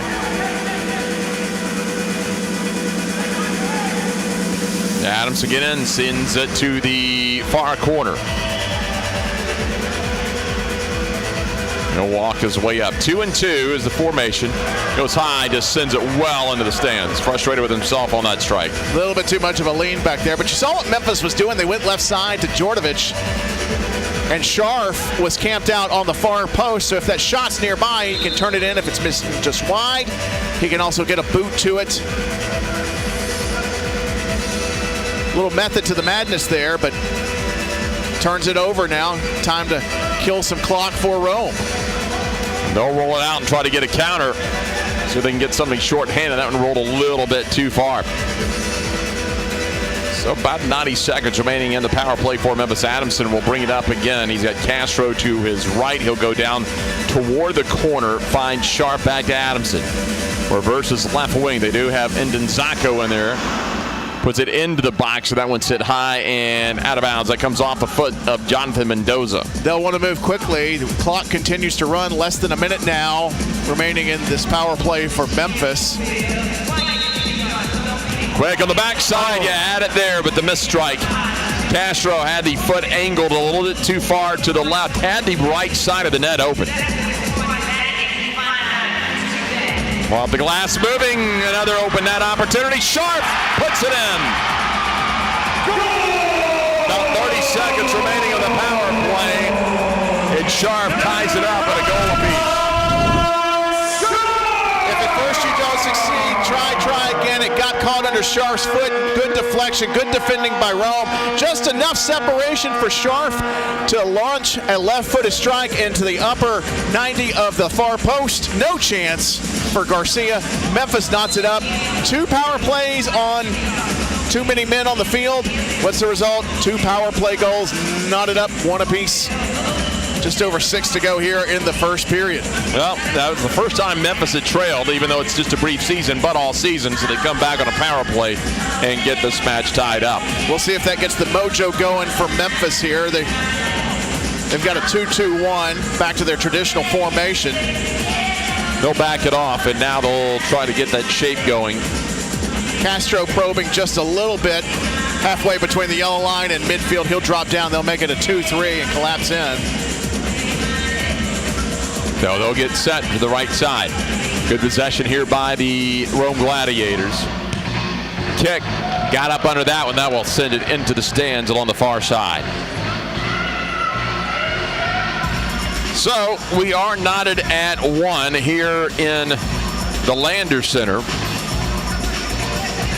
And we've got a ton of action going on also in our other National Indoor Soccer League match. After 1 period, Fayetteville leads Columbus 2-1 in the men's match. Of course, the women for Fayetteville, the Fayetteville Fury, won 5-4 in their first match.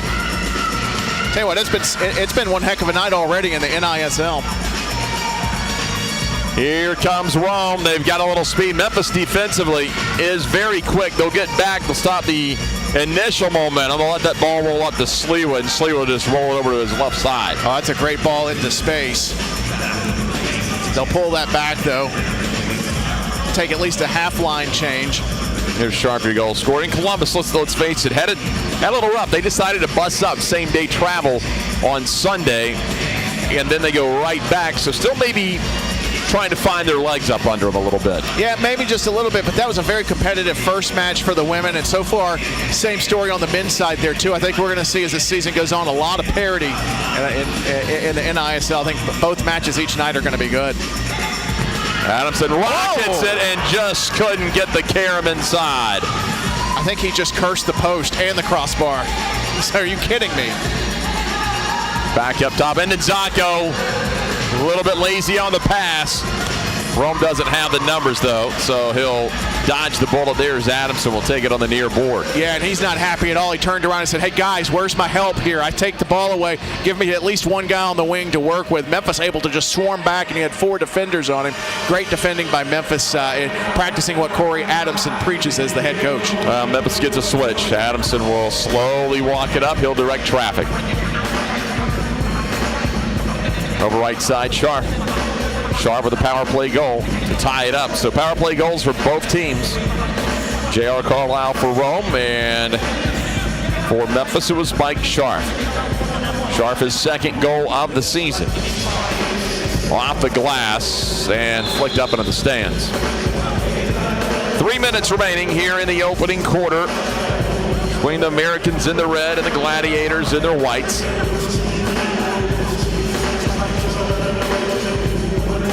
Now Memphis will get a few switches. Williams will come off the field. Jordovic is back.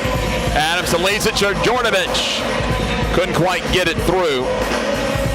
Tried to power it through, but deflected and still on the left side. They'll get around. Now Rome's got a 3-on-1. Sharp races back. Rome gets it to Herrera. Herrera feeds it into the far corner. Rolling up is Carlisle. Carlisle off the board. Sliwa picks it up, rolls it out to the left side. Now Memphis a chance to move. Jordovic, nifty little spin move. From the yellow line, now Memphis will throw on the brakes.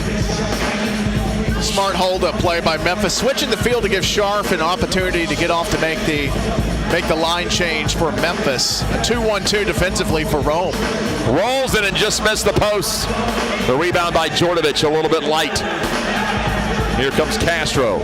Castro's going to allow his team to get a switch as well. Now Castro will send himself off. There goes Herrera. So a full 5-for-5 switch for Rome. Well, we were wondering if the intensity level from the women's was going to carry into the men's match. I would say yes, sir. Up top here is Rojas. Rojas, right side. Trying from long distance is Mendoza. Deflected, that'll be out of bounds, just shy of the yellow stripe. Back off to Garcia. Garcia comes up out of net. Now Garcia will be a little bit more aggressive. We see it out of Sliwa from time to time.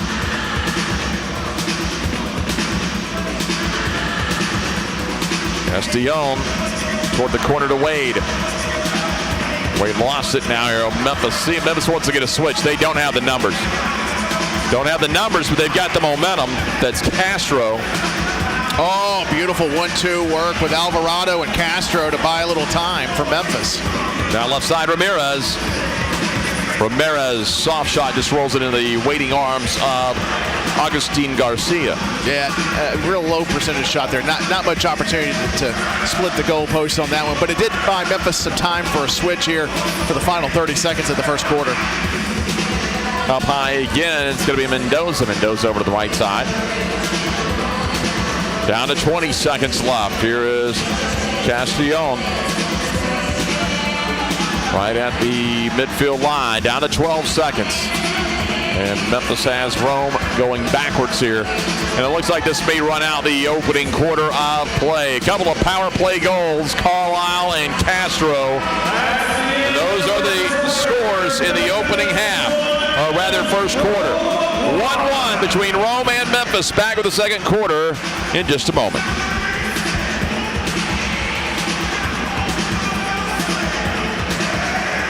Some excitement coming your way on the field. You don't want to miss it.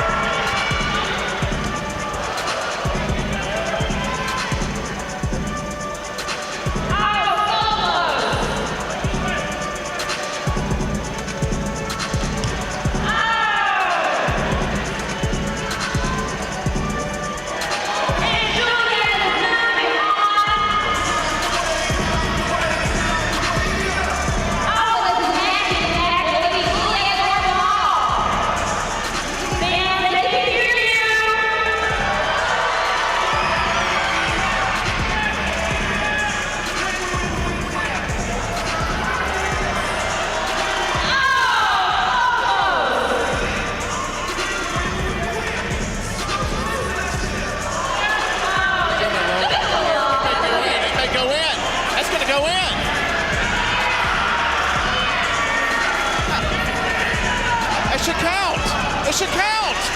It should count. All right, right now, let's take a lot of courage coming down here on the field. As soon as the yellow and the guys both are still going on with those hitting advantage. Give them a hand and take them away.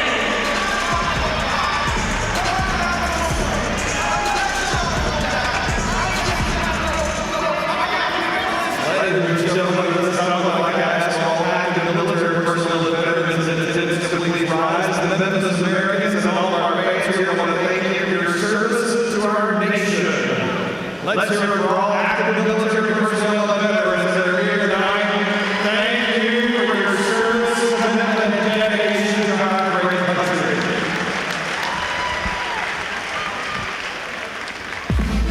Are you ready for the second quarter?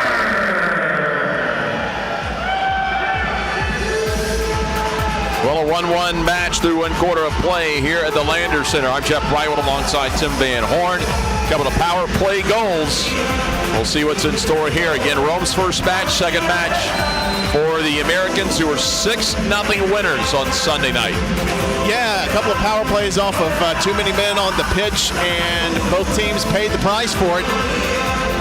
Shots on target for the first quarter. Memphis leads 6-2 in that. So not a ton of shots, but a lot of action in between the yellow lines tonight. Peter Sliwa is going to slow it down for Memphis here to start the second quarter. Sliwa, an alum of Dominican University, and that's in River Forest, Illinois. Two-time national champ with the AAC Eagles out of Chicago. Also played for Sockers, Orlando, Florida, St. Louis of the MASL, Ontario, of the PASL. So Sliwa brought a lot of experience to the Americans club as Adamson got tied up along the boards with 0-2. Adamson will get it back. Yeah, he brings a lot of calm. He brings a lot of experience. Almost like another assistant coach that's actually on the pitch. Of course, you got Bo Melson on the bench running the line changes while Corey Adamson's out there, who, by the way, is now stepped out for the Memphis line change. Well, you watch the changes now, and they do change the lines in a fluid motion, but unlike hockey, you cannot jump the boards here and be on the playing surface before the player. In hockey, you're able to do that. They allow a little grace there. You're seeing now both teams be a little bit more precise and have the player get fully into the bench area before the substitution comes out after the two power plays. Yeah, and the officials are holding them to that tonight. And they've called it both ways, to be fair. They didn't give leeway either way. Look at Sliwa easing his way up. You never know when he may try to chip the keeper either. Seelig moves it down here left side. Finds Williams. Yeah, a little too hard contact. They'll just dump it down into the corner and they'll reset. Doesn't look like Rome's going to make the switch. They just want to reset defensively. Looking at a 2-1-2 for Rome. Tracking Williams off to the left side as Alvarado makes the switch across the back line for Memphis. That ended Zacco. Now they'll look to the right side off the boards. Just past Williams. See if Memphis can get a follow. Still a big battle, but taken away by Kasula. Kasula taking off his feet, and he's going to get whistled for the contact. Well, a little bit of contact afterward with Akinjaniwa as he will make his way off of the field. Just getting that off before the 5 count for the restart. 0-2, now 0-2. Gives it over to Mendoza. Mendoza slowly makes his way up. Now he'll reverse field. Back out to Garcia. Garcia to the right side. So Memphis 3 above the yellow line. They'll try to go into the corner, headed back out. It's a good read. Saw the cross coming over. Was able to step up, just nod that away. Memphis keeping their house shape on defense right now. Not putting too much pressure out near midfield. Here's Umstead. Little hesitation by Mendoza. Reverse to the left. Now back up high to Wade. Wade to the left, turning with the right foot. Reverses direction. Tell you what, between the Rome women and the Rome men, and there's going to be another foul on Memphis. On that far corner, took him off his feet. That was Rothfuss who gets whistled for the foul. But the footwork for both Rome teams, we've seen the women and the men's, it's been outstanding.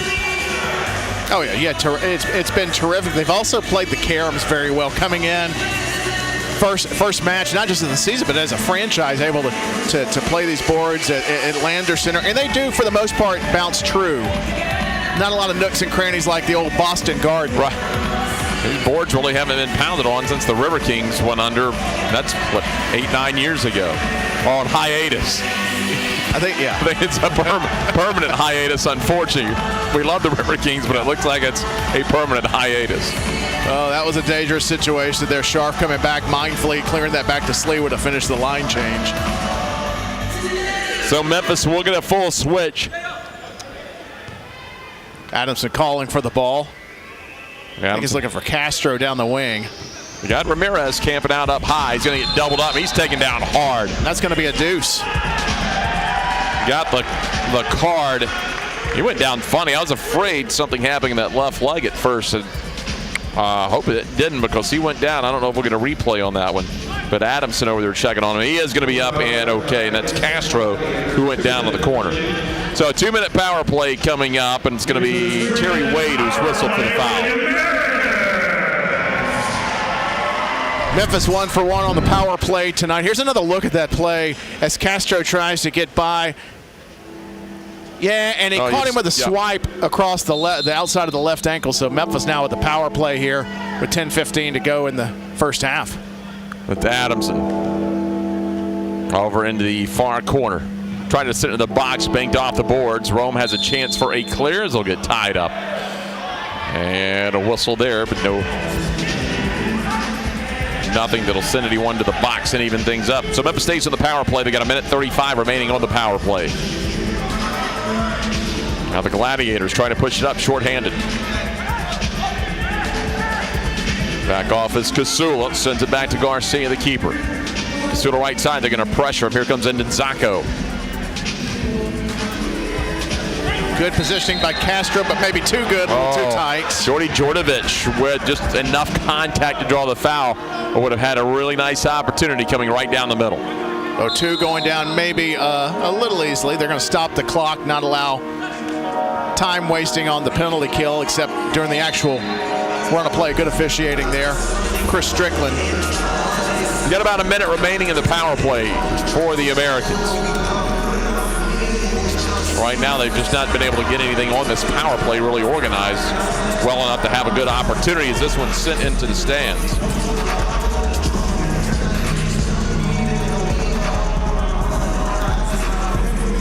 So again, time running and about 45 seconds here in the power play.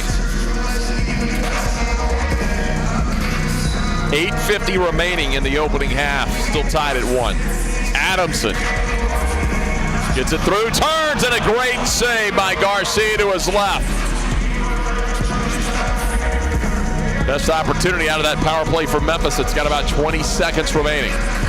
Adamson, Djordjevic comes left with the left foot. That is stopped high by Kasula. Cleared. That should get them really close to killing off this power play. About 10 seconds. Long and off. Deflects in. A little unlikely and unexpected, but Samuel Castro with a goal. Technically, I believe there was about 1 second left. We'll wait and see. I think technically that might be a power play goal, Jeff. That came out of nothing. Are you kidding me? Look at this strike. Castro taking the foul just moments earlier. Just lets rip from outside the yellow line. Hits the far post, trickles across the goal line. I think we were all shocked. I believe Augustine Garcia did not expect him to either take that shot or just thought that was going to go well wide. Wow. Because he just casually took a look to his right as the ball deflected in off the post. So 2-1 Memphis with under 8 minutes remaining in the opening half.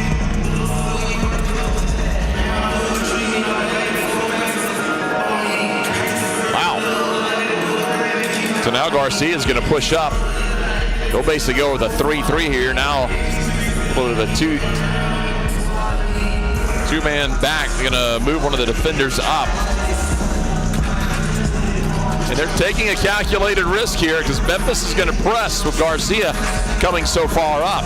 Get yourself in some trouble. Sleewa comes out of that. He'll send it around the boards. Gives himself just a little bit of space. Oh, nice subtle touch by Sleewa to get out of trouble. It's not always the hardest strike of the ball. It's just the misdirection that can make all the difference. Out to Mendoza. as Rome's getting a switch. Mendoza punches to the right side. A little pressure that time by Ramirez. Rome gets it down there off the chest of Alvarado. Memphis able to wing it around Garcia. Garcia moves it over to Wade. Now Wade to the left wing. 6:43 remaining opening half. 2-1 Memphis. You know, the question will be, too, does Peter Sliwa get an assist on that? I say we're close enough to Christmas that the answer is yes. Absolutely. Big Dolph Sliwa's got to get back in net. No chance for a shot there for Rome. Herrera pushes it over. Now here's Carlisle. He's the goal scorer. Back to Herrera right side. Herrera looking into the corner. Sends it across on the backside. Beautiful goal. Beautiful assist. Juan Rojas finishes things off. Beautiful ball across the box, unmarked on the back post. Another look at this. You can see letting fly from the far side. Tried to get a touch on it in the middle of the box. Mendoza couldn't get a toe on it. No worries, though. Back post wide open. That's a great assist by Herrera. Herrera, terrific ball across. Rojas buries that. So we're all square again, level at 2 with 6 minutes left here in the opening half. Starting as Djordjevic tried it with the left foot. Settle down, Memphis keeps possession. That's Adamson. Adamson now left side, Sharp. Sharp got pinned on the boards by O2. O2 around Sharp again. Little help coming in. O2 in front of his own net as Williams trying to come over and help out. Here's the takeaway by Adamson. Adamson with the left foot rolls it. It's loose and off the post. Djordjevic trying to follow as well. O2 saved a goal on that one as it looked like Garcia was beaten. Got the final important touch on the end. Contact there as Herrera is taken off his feet. I tell you, I'm enjoying watching O2 and Sharp battle it out down the left attacking wing for Memphis. O2 was not to be denied. Adamson had the takeaway from Memphis and then the opportunity created, and O2 made the goal-saving stop seconds later. It's Cordarius Williams that took him off his feet, and now Sharp got tied up. This time the ball goes back to Memphis.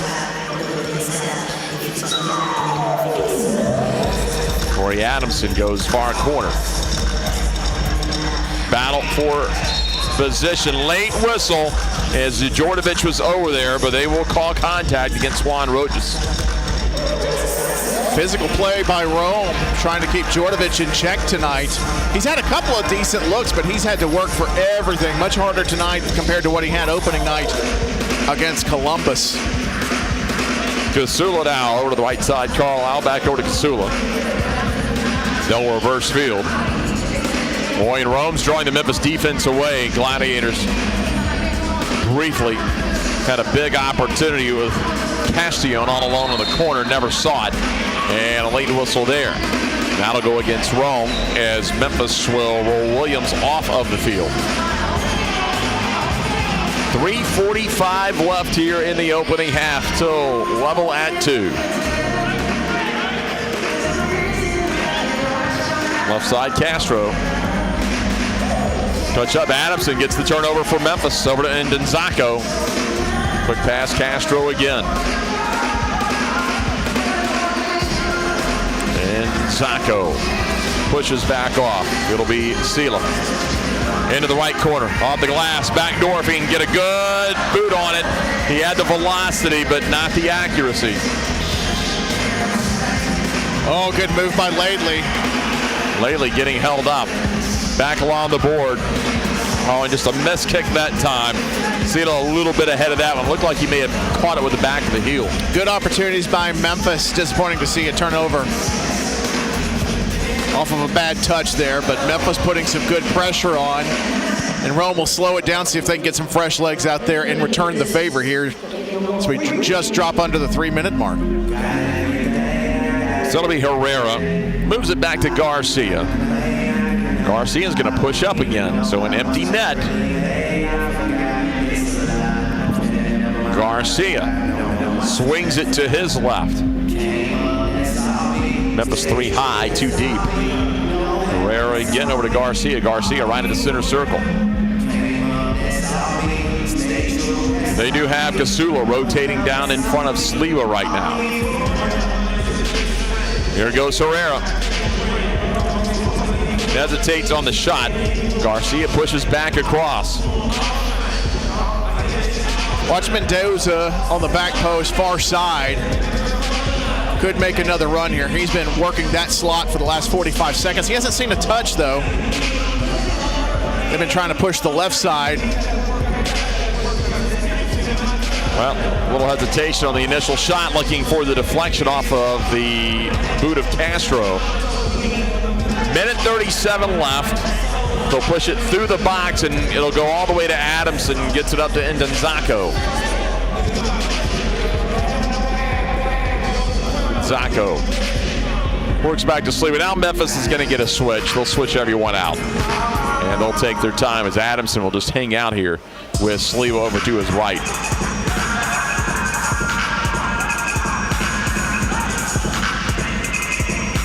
Rome is not taking the bait. They're going to send one up top. They're keeping their shape of a house on defense. Not too much pressure on Sliwa and Adamson at this point. Just a little token pressure. More worried about what's going on down low. 53 seconds remaining here in the opening half. Mike Sharp delivers it on target. Maxon Shiwa into the box. Never got the touch there. Now Rome a chance with 39 seconds to go. However, Sharp is pressing a little bit. Deep down the corner off the foot of Williams. Williams gets the ball back for Memphis. This one's just going to be cleared out of bounds. That'll stop the clock with 27 seconds. Good pressure by Cordarius Williams, forcing the error. Now the question is, will that come to the top of the arc or will that be on the side? Looks like they're going to bring this one to the arc, so an opportunity to score for Memphis here. And do you let Adamson take this? Do you have Castro out there, maybe bring him on to let fly? Looks like Adamson. 3-person wall, 2 on each side. He'll leave it. Jordovic couldn't squirt it through. Ooh, it was just under the armpit. Good save by Garcia, getting low just in time. And that one sent long and out of bounds, so Memphis will get the ball right back. They'll retain possession.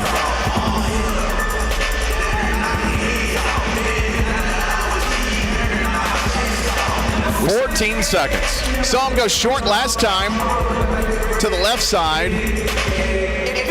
You've got Castro on the near side here of your screen at the bottom, 14. Does he get Sly here and maybe slide this over to Castro for a running start?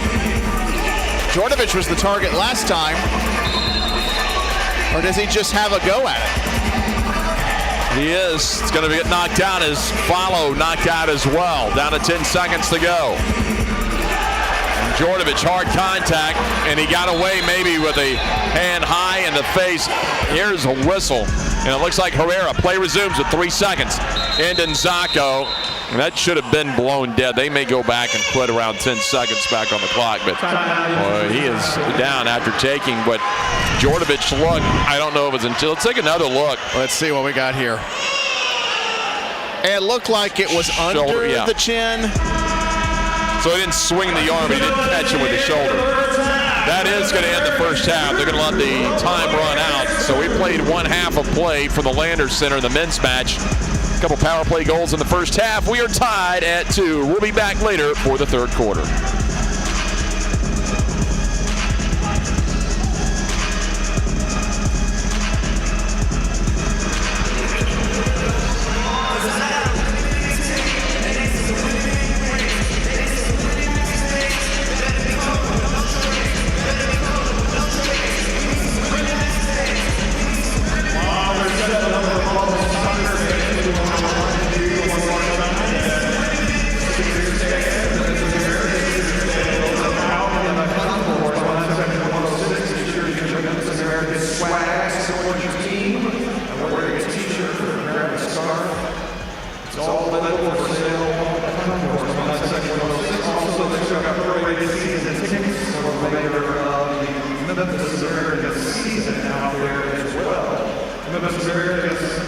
men's soccer team will be signing autographs after the game, and we got about 5 minutes following the completion of this game, so be sure and stop by and get your Memphis Americans autograph. All the concourse will be immediately following the game. Bubble soccer is coming your way. Get ready. The contestants are on the field. We're getting ready to get them all bubbled up.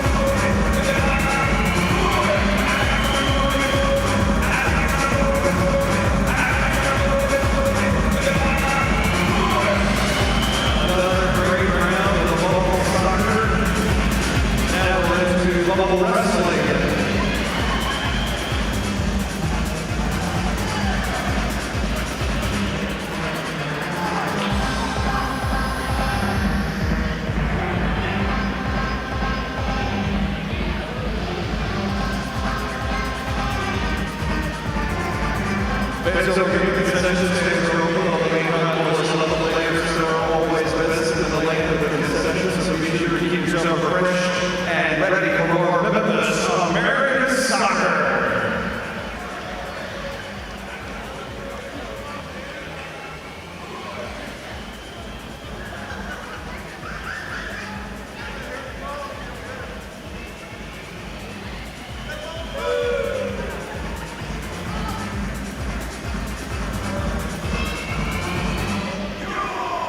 The next home game is on Sunday, January 16th. Come out and support your Americans right here. The Gladiators are on Sunday, January 16th.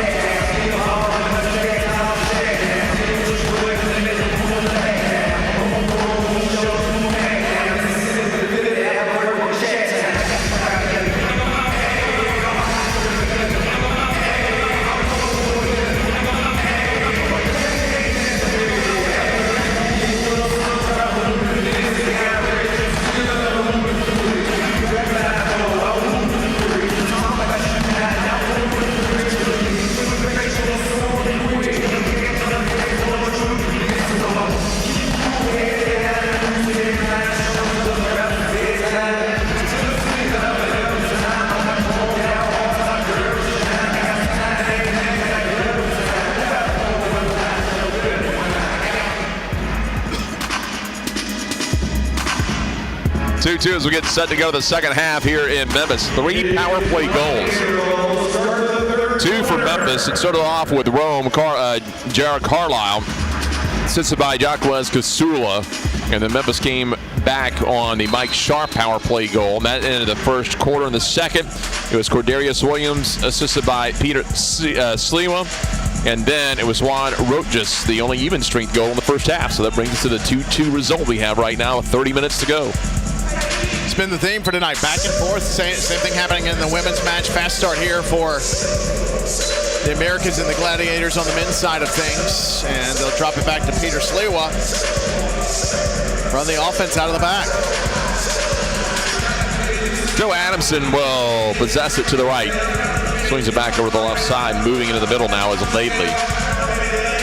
And they'll send Ramirez on along to the right wing as Djordjevic comes back.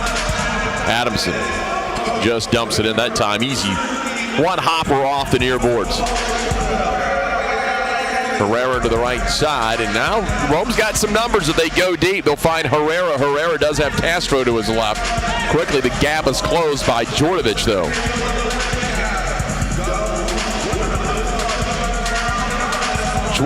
Three-shot advantage by Memphis in the opening half of play.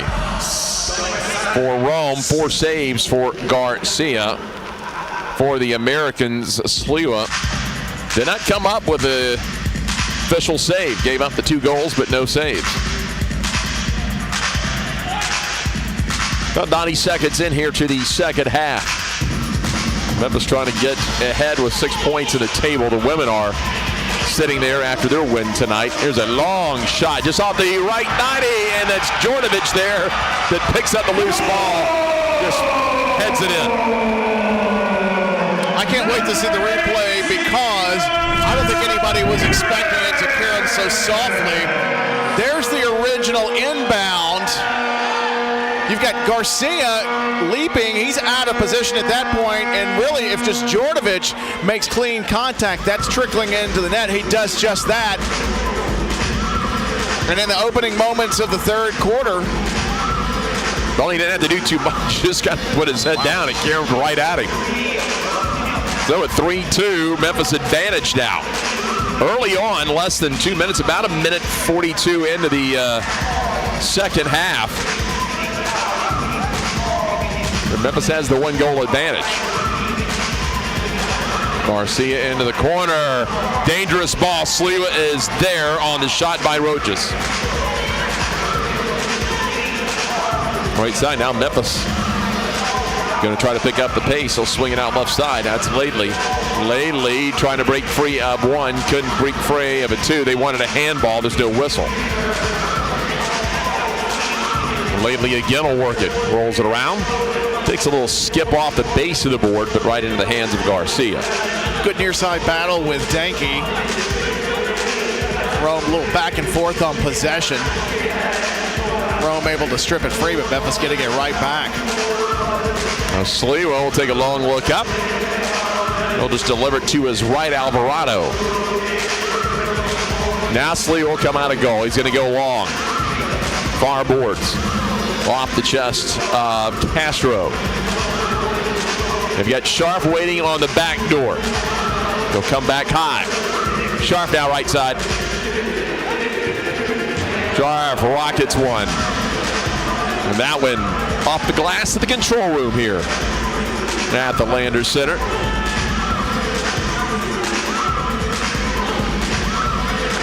Good work around the perimeter from Memphis, taking some shots from outside. And you got to do that in indoor soccer because you got to keep the defense honest. Otherwise, they can pack it in. Give them a different look here. Long throw goes over the top. Could be dangerous. Memphis, a nice job as Alvarado gets back again. He'll work it over to Akinshinwa. Akinshinwa will stay on. Thought he might switch out, but he'll go down to the right side. Sliwa quickly off the boards in front of the bench. Back off the foot up Sharp to Sliwa. 4 minutes into the third quarter. Sliwa looking to get the carom for someone. It's loose, and there is a push and a foul. I think Ron Mears had the call on that one just outside the box.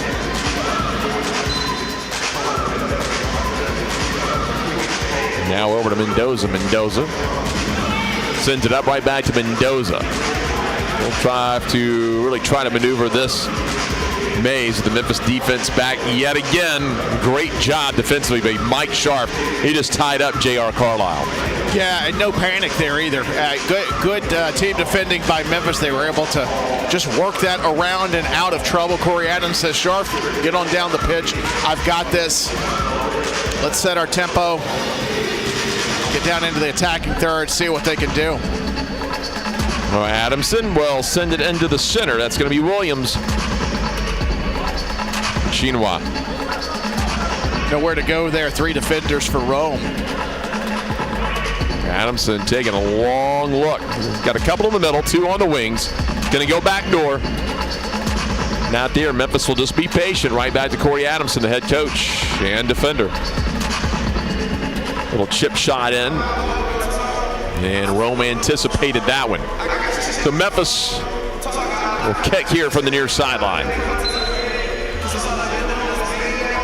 One thing I've seen early on from this Memphis team from the first game and a half is Corey Adamson's got them well coached up that if you've got the opportunity, take it.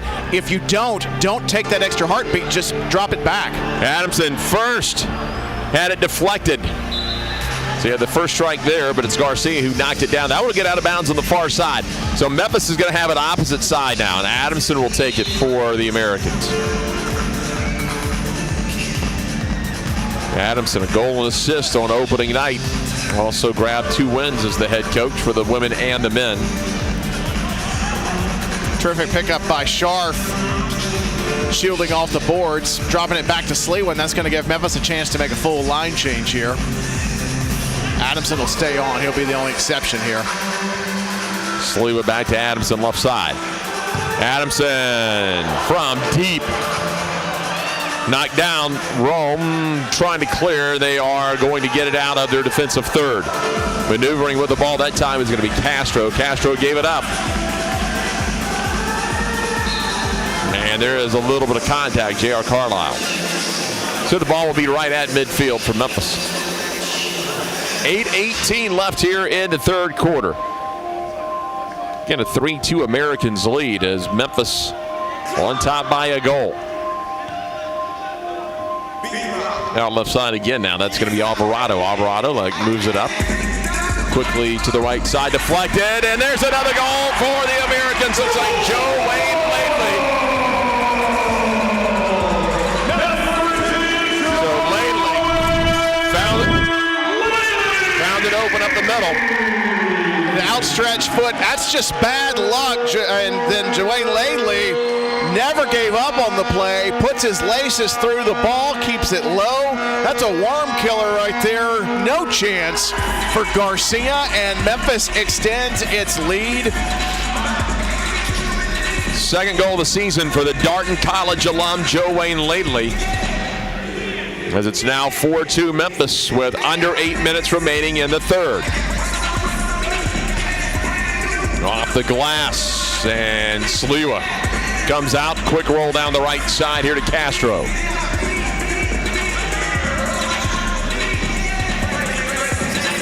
Yeah, that was just bad luck. The effort was there, the positioning was not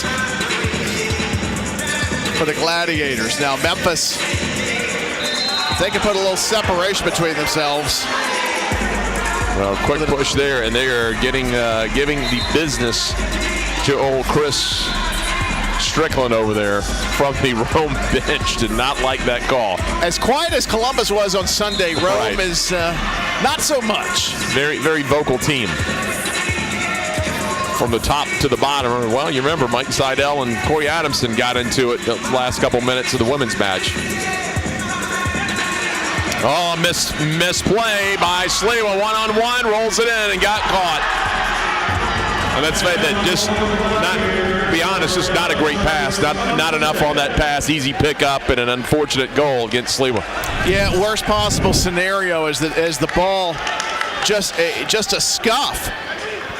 And at that point, as you have a defender closing in, Trace Umstead able to strip it off of Sharp. No chance to even take that first touch up the pitch or to shield the ball.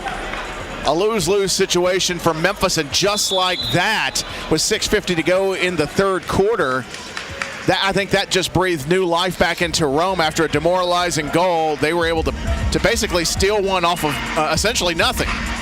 Well, you had to be thinking, if you're Memphis, another goal and get a 3-goal advantage with about 21 minutes left in the match, you would feel pretty good, but all of a sudden, you're back down to a 1-goal game. Adamson down into the far side. Down to the offensive third. Banks it off the boards. That'll just be cleared. Well, and that's the lesson to be learned in the National Indoor Soccer League is 2-3 goal leads not going to be safe, because you can make up ground very quickly. There's not much of a margin for error if you're defending.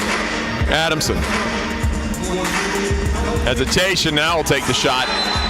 And we got a handball. Is this going to be a penalty? Wow.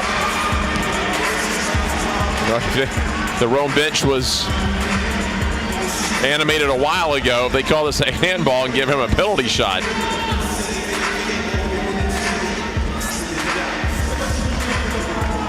But got up there quick. It's hard to tell from here. And let me tell you, in indoor, that's not 12 yards away. You're close enough to smell what gum the goalkeeper's chewing right here. This is right on top. So Adamson, who took the original shot, is now going to take the penalty kick. And what's going to happen is once the ball is struck, everyone else, other than the keeper and Adamson, will be on the yellow line. And once the ball is struck, everybody can make the break. Well, this will be the first PK in an Americans game. Could be in league history. Not sure what's going on down in Columbus. It got up there toward the elbow, but still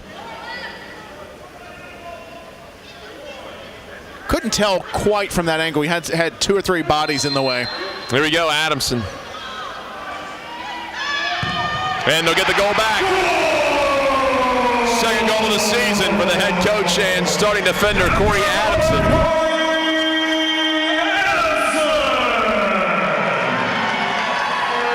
Now, guessed right, but he went low instead of high. Yeah, I don't know where the closest railroad track is, but the train just came through. The Adamson Express restores the 2-goal lead for Memphis here midway through the third quarter.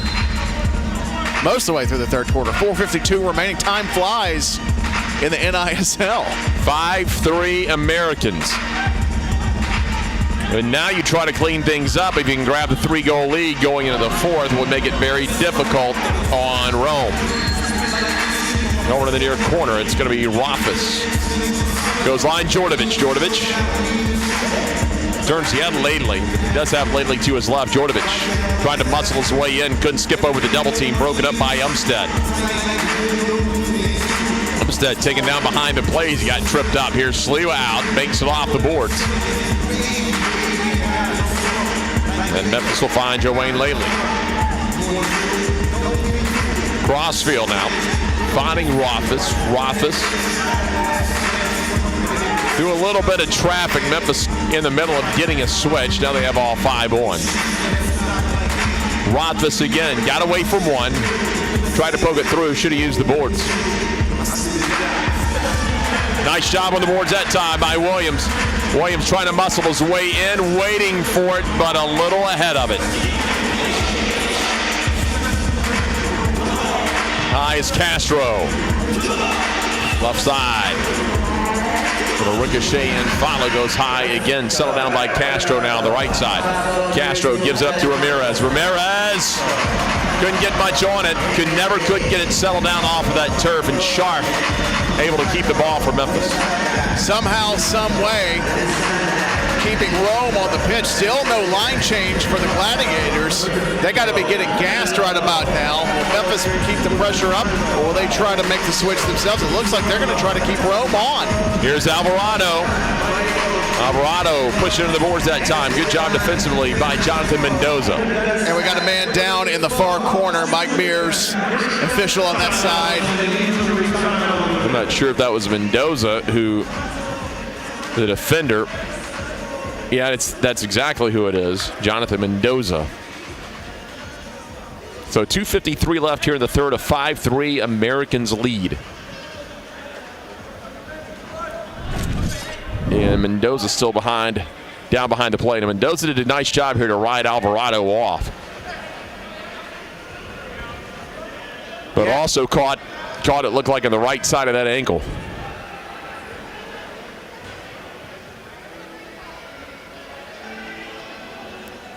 And so coaching staff will come out and check on him. Yeah, it looks like he'll be up and okay, and that's good to see.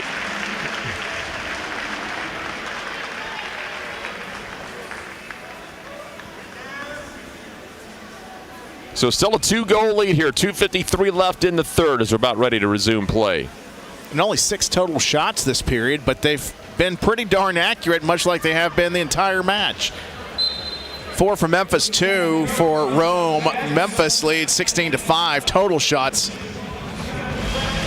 Memphis right now getting a goal about every 3 shots. That one's punched away, and now Rome. They may give it up, but they didn't. It's Rojas. Yeah, I'll let you figure out Rome's percentages. I'm not that good with fractions. Over to the right side, Adamson off the hill, got it back to Sliwa. He'll reverse it out to Ramirez right side, under 2:30 to go here in the third.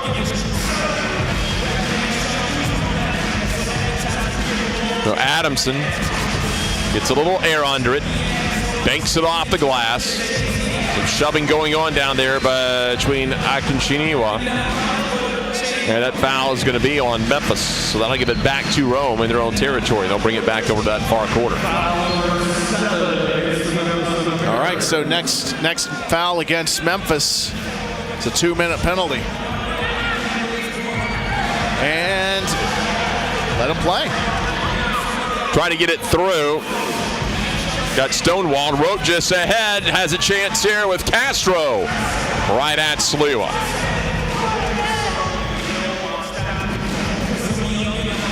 Minute 37 to go in the third.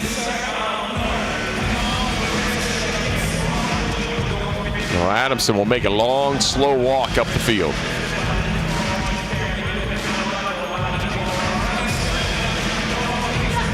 Through to Djordjevic. Djordjevic won't win that battle. So Rome works it back to Garcia. Garcia takes the field. He'll send it over to Kasula. Minute to go in the third quarter. Quick touch off the foot by Castro, and now in the corner. That'll make its way out as Adamson will take it from Memphis. 49 seconds to go.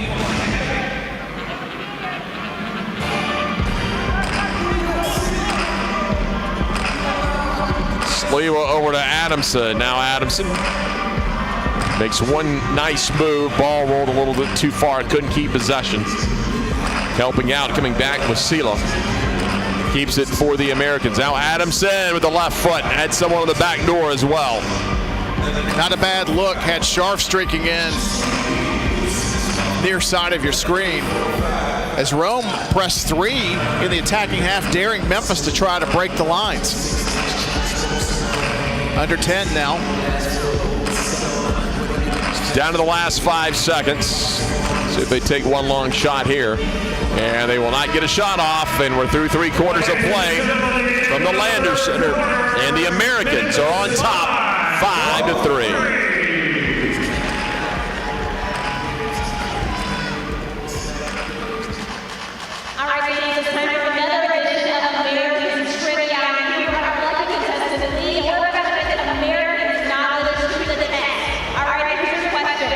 What was the final score for the men's game of the opening night? Was it A, 10-2, B, 6-0, C, 3-1, or D, 7-3?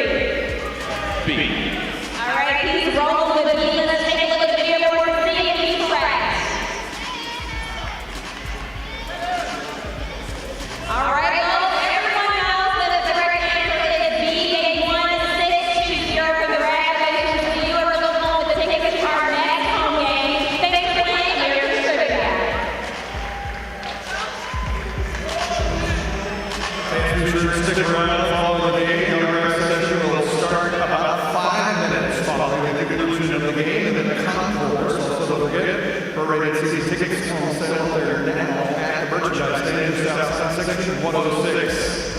Heading into the fourth quarter, the Memphis Americans have 7 fouls. The Rome Gladiators have 6 fouls.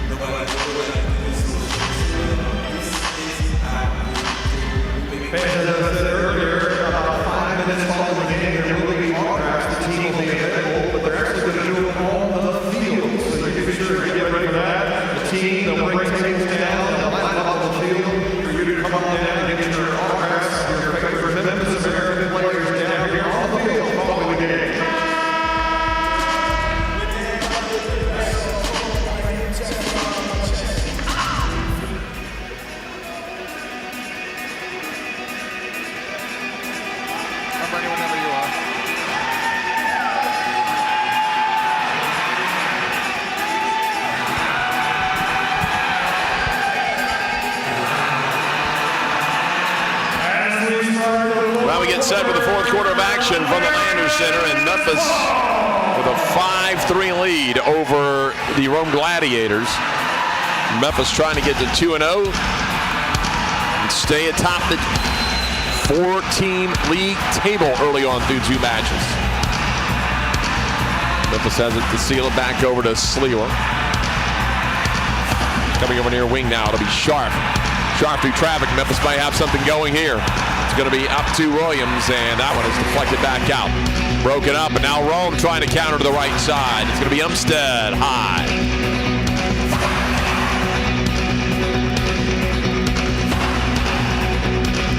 Loose ball shot, and that will split the post. Update across the NISL earlier on, 5-4 win for the Fayetteville Fury women. Right now, through 3 quarters, it's all Fayetteville against the Columbus Rapids. The men lead by a score of 6-1. Well, it looks like Columbus going to start out 0-2 for both of their teams, the women and the men. So if the results hold out, Memphis would be atop at 2-0, Fayetteville at 1-0. Rome at 0-1 and Columbus at 0-2. Rolled it in, couldn't get it through the box. Had one man. Here's Ndenzako. That ball deflected. Down to the corner, falling backwards, nothing going as Umstead takes it for Rome. Room to go for Herrera.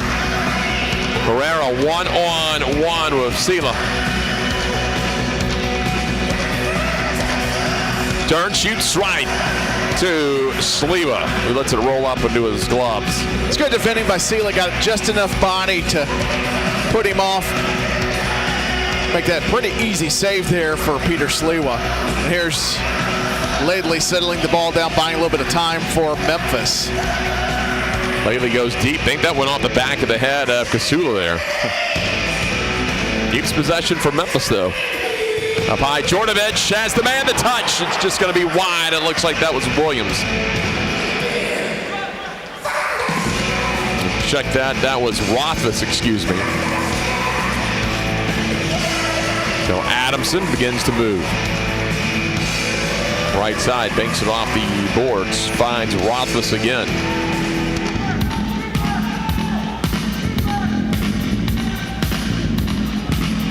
On the right side, Adamson, the shot and the save. Garcia to the left, quickly rolls it out right side with under 12.5 minutes to go. fun to watch Adamson take a shot because there's really not much of a run up. There's not really much of a backstroke through the ball.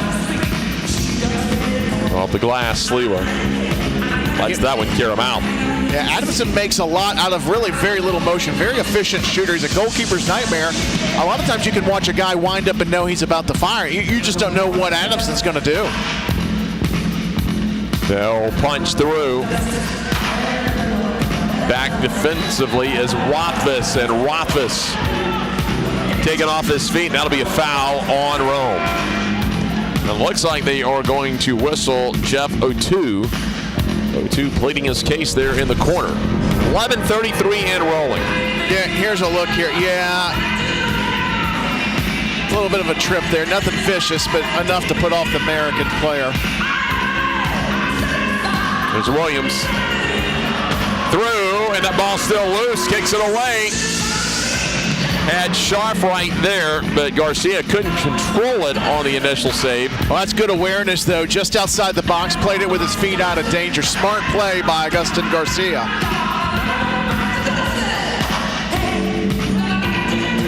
Avenir boards. They'll go diagonal, left side of the field. Under 11 minutes remaining.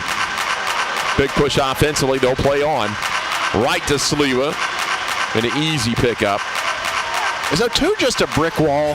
He's a physical guy.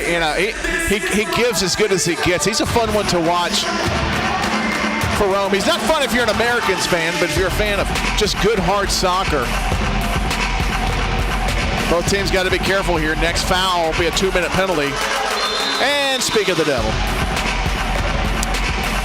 All right, well, here we go. 2-minute power play. 3 power play goals started out this match. Yeah, it got around, got the leg wrapped, and it looks like it's going to be Carlisle will be back in the box.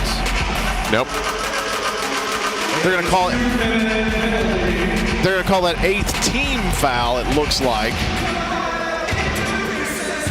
Well, let's see who they're going to put in the box. Someone's got to go to the box. Yeah, my question is, was there a direct 2-minute penalty specifically to Carlisle Jr., or was it an 8th team foul in which the coach can pick any player to put into the penalty box for 2 minutes? Nonetheless, it's going to be Carlisle. Heading to the sin bin for a couple of minutes. Could be less. Neither team has successfully killed off a penalty. So Adamson will anchor the power play. And this could put the game, if they could score here, this could put the game away. Adamson the high. Djordjevic lofts it. Plays it off the glass to Sharp. It'll roll back to Adamson. 20 seconds in. 10:05 to go. Adamson, the slow walk up again. Now they'll give him a little token pressure. Djordjevic with the strike. That'll roll all the way around. Adamson's got to go a long way to keep that one. Memphis stays on the power play. About 1:20 remaining in the power play. Watch for Djordjevic again. They'll look for him again. He loves that far post. Gets it to Castro. It's loose. Hard shot. Ndenzako right to Garcia. Beautiful layoff by Jordy. But now here's a counterattack, an opportunity at least to kill some time for Rome. Dangerous play there. Looking maybe for a shorthanded goal, but it went long. Under a minute 53 left, or rather 53 left here in the power play. 9:13 to go in the game. Memphis looking maybe to put this game away, and there is a whistle. There goes the power play. Yep. Samuel Castro got into the back of it.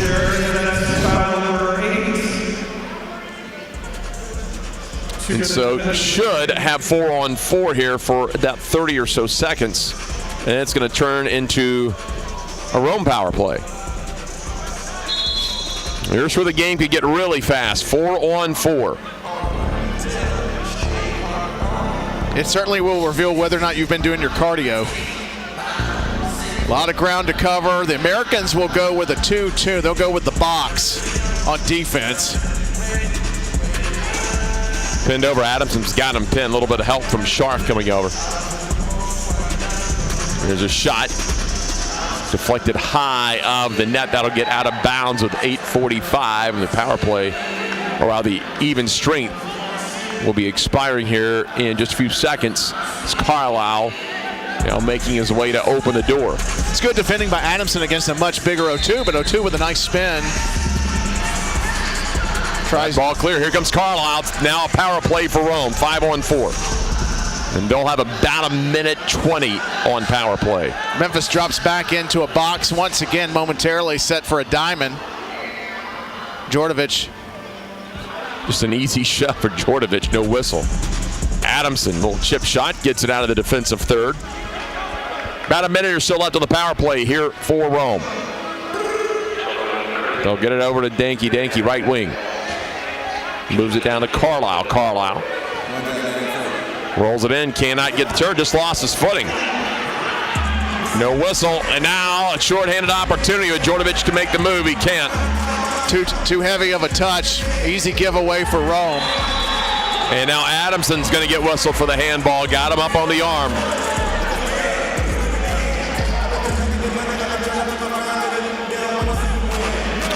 Right around 30 or so here. They'll have the free kick. Djordjevic and Adamson up front. Right on net, and Djordjevic stepped on it. Adamson quickly to cover. He deflected it. Now Djordjevic contending for a whistle. He's going to get it. Castro about to come out of the box. We're about to be back 5-on-5, and Memphis will kill off the power play.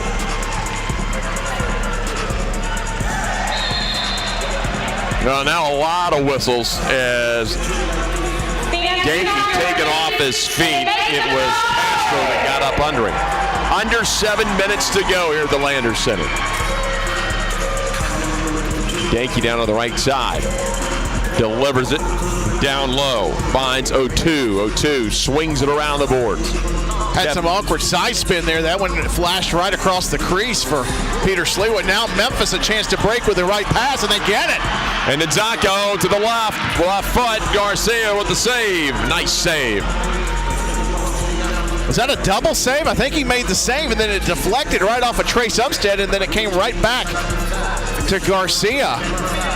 Stroke of good luck there for Rome. A chance for a break for Memphis unfulfilled. Clinging to that 2-goal lead. Danke goes down, sends it into the corner, turning a quick shot, trying to use the boards against Sliwa. Under Adamson, as Adamson will come over to the near corner. Touched up to Nzako with under 6 minutes left. A little bit of hesitation, but lately makes up the ground, stumbles on the turf. To the right side, here's a shot, Garcia, another save. Lately keeps it in for Memphis. Punched again off the boards. That's good discipline there. I thought Scharf was going to let rip with that. Decides to reset that. Burn a little clock, which is the friend of Memphis right now. Gives them a chance to make a line shift or a partial shift if they so choose. Castro trying to push it through. 5:15 left in a 2-goal lead for Memphis. High again to Castro. Castro gets the turnover. Nippy little move, the shot on the goal, and that may put it away. Mike Sharp punches it in. If you put 2 fake moves like that and then make the pass, if you're Mike Sharp, you better bury that shot. Great work by Castro. The no-look pass. And then here comes Sharp, picks his spot. No question about it. Beautiful finish. Great team play to work it back up the pitch for Memphis. A 3-goal lead, as you said, Jeff. Time now on Memphis's side. Now Memphis just needs to play mistake-free ball here for the last 5:04. No need to press anything. Make the safe play with 5 minutes remaining, and you'll be 2-0. I mean, Castro with not just 1, but 2 sweet moves to set all of that up. Terrific work. Great confidence to be able to do that in a tightly contested match. They'll roll it through, looking to Herrera in that far corner. Herrera is pinned up. Comes back as Djordjevic. Able to help keep it cleared out. So Rome will stop. Little chip shot in. Sleeva's going to race over and take it away. Quick roll over to Indenzako with under 4.5 minutes remaining. Good experience call by Sleeva at the top of the box. That could have been easily headed away. He said, I'll take that, puts it on the ground, lets Memphis break the first line and dictate the pace moving back up the pitch. Over to the right side. That'll roll right up to Garcia. Garcia, quick throw over to the right wing. Looking ahead to Castro. Castro. Under 4 to go here at the Landers Center.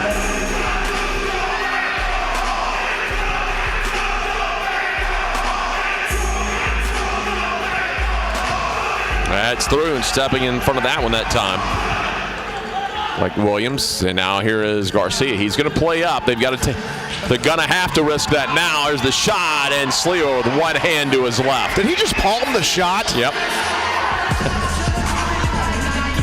Can I make a Lester Hayes comparison? Men and women of a certain age will remember the Oakland and Los Angeles Raider having the gloves. Wow. 3:15 to go. I don't think I've ever seen that before. It's a casual catch off to the left. 3:06. 3-goal advantage for the Americans. Jordovic. Off the glass. And Memphis had Ramirez coming right down the middle. If he gets that in with the head, there is no doubt that would have been the nail. Speaking of no doubt, final now in Columbus.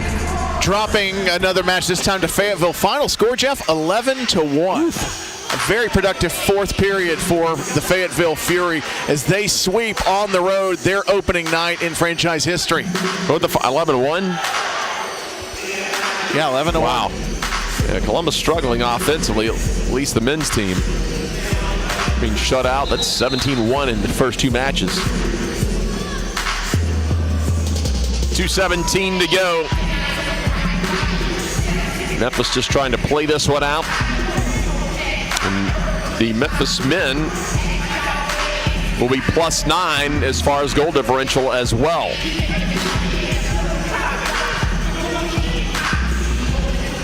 Over to the left, they'll back it out now. Now the Americans will be on the road next weekend. They'll visit the Columbus Rapids. They'll be back home on Sunday, June 16th for the men's and women's matches. You can get tickets at MemphisAmericans.com. That's MemphisAmericans.com. Group tickets available. Also, they'll have youth clinics as well before the matches. Be coached by the actual coaches and the actual pros.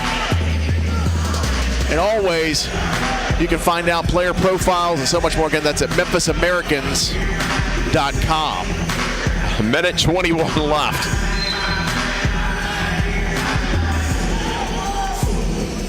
Sleeva rolls it up under the foot.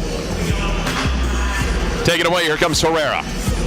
Herrera, nice move, leaves the left side. Sleeva cuts down the angle. And Adamson is trying to get out of trouble now with a minute to go. And barring a disaster, Memphis about to go 2-0 on both sides, the men's and the women's. Quick deflection, and Memphis just get it above that yellow line and clear it at this point. Here's Sleeva. Adamson thinking just that. Got across the yellow line, but couldn't get the ball away, and now trying to clear it. Under 30. That one's going to wide to the left. 20 seconds to go.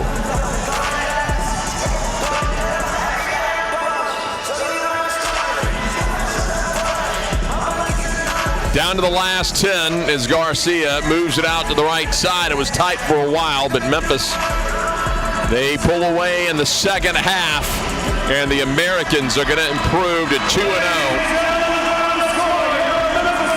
Both in the men's and the women's. Had a thriller earlier, Tim. 16 seconds remaining. Kristen Sparks with a terrific goal. Almost on the goal line, a no-look back header to finish that off. Of course, you can always go to the National Indoor Soccer League's YouTube channel right here and check that from earlier in the evening. If you didn't catch it, you'll definitely want to see it because that was a high-spirited, high-tempo match. Rome comes in both matches. They come loaded for bear. They're ready to spoil the party, but it was all Memphis tonight in the first game, and it ended up being all Memphis in the second game come fourth quarter. No, you got to like what you see out of Rome, at least especially the women. They go down the last 16 seconds. They've got something with Carly Banks that scored every goal for them. Dynamic score and a potential superstar in the league. Yeah, definitely that, and also you've got a handful of guys on this Rome team that can flat out play as well. We already knew that Memphis has some guys out there, but I think Rome does as well. And as this season goes on, I think you're going to see that parity continue across the National Indoor Soccer League. Fayetteville getting off on the front foot. It's going to be interesting when Memphis and Fayetteville meet. Columbus Rapids, the question is, when will they catch their footing in this league? They're 0-2 for men's and women's. But again, all these teams are going to play each other 7 more times, so there's plenty of opportunity to get even and catch up in this league. 5-4 win for the American women, a 6-3 win for the American men. They are both now 2-0 on the league table and sit atop the standings right now. Now they will head on the road for the first time. That'll wrap things up from the Lantern Center. For everyone behind the scenes, my broadcast partner Tim Van Horn, I'm Jeff Breivold. Thanks for joining us and good evening. This is the NISL.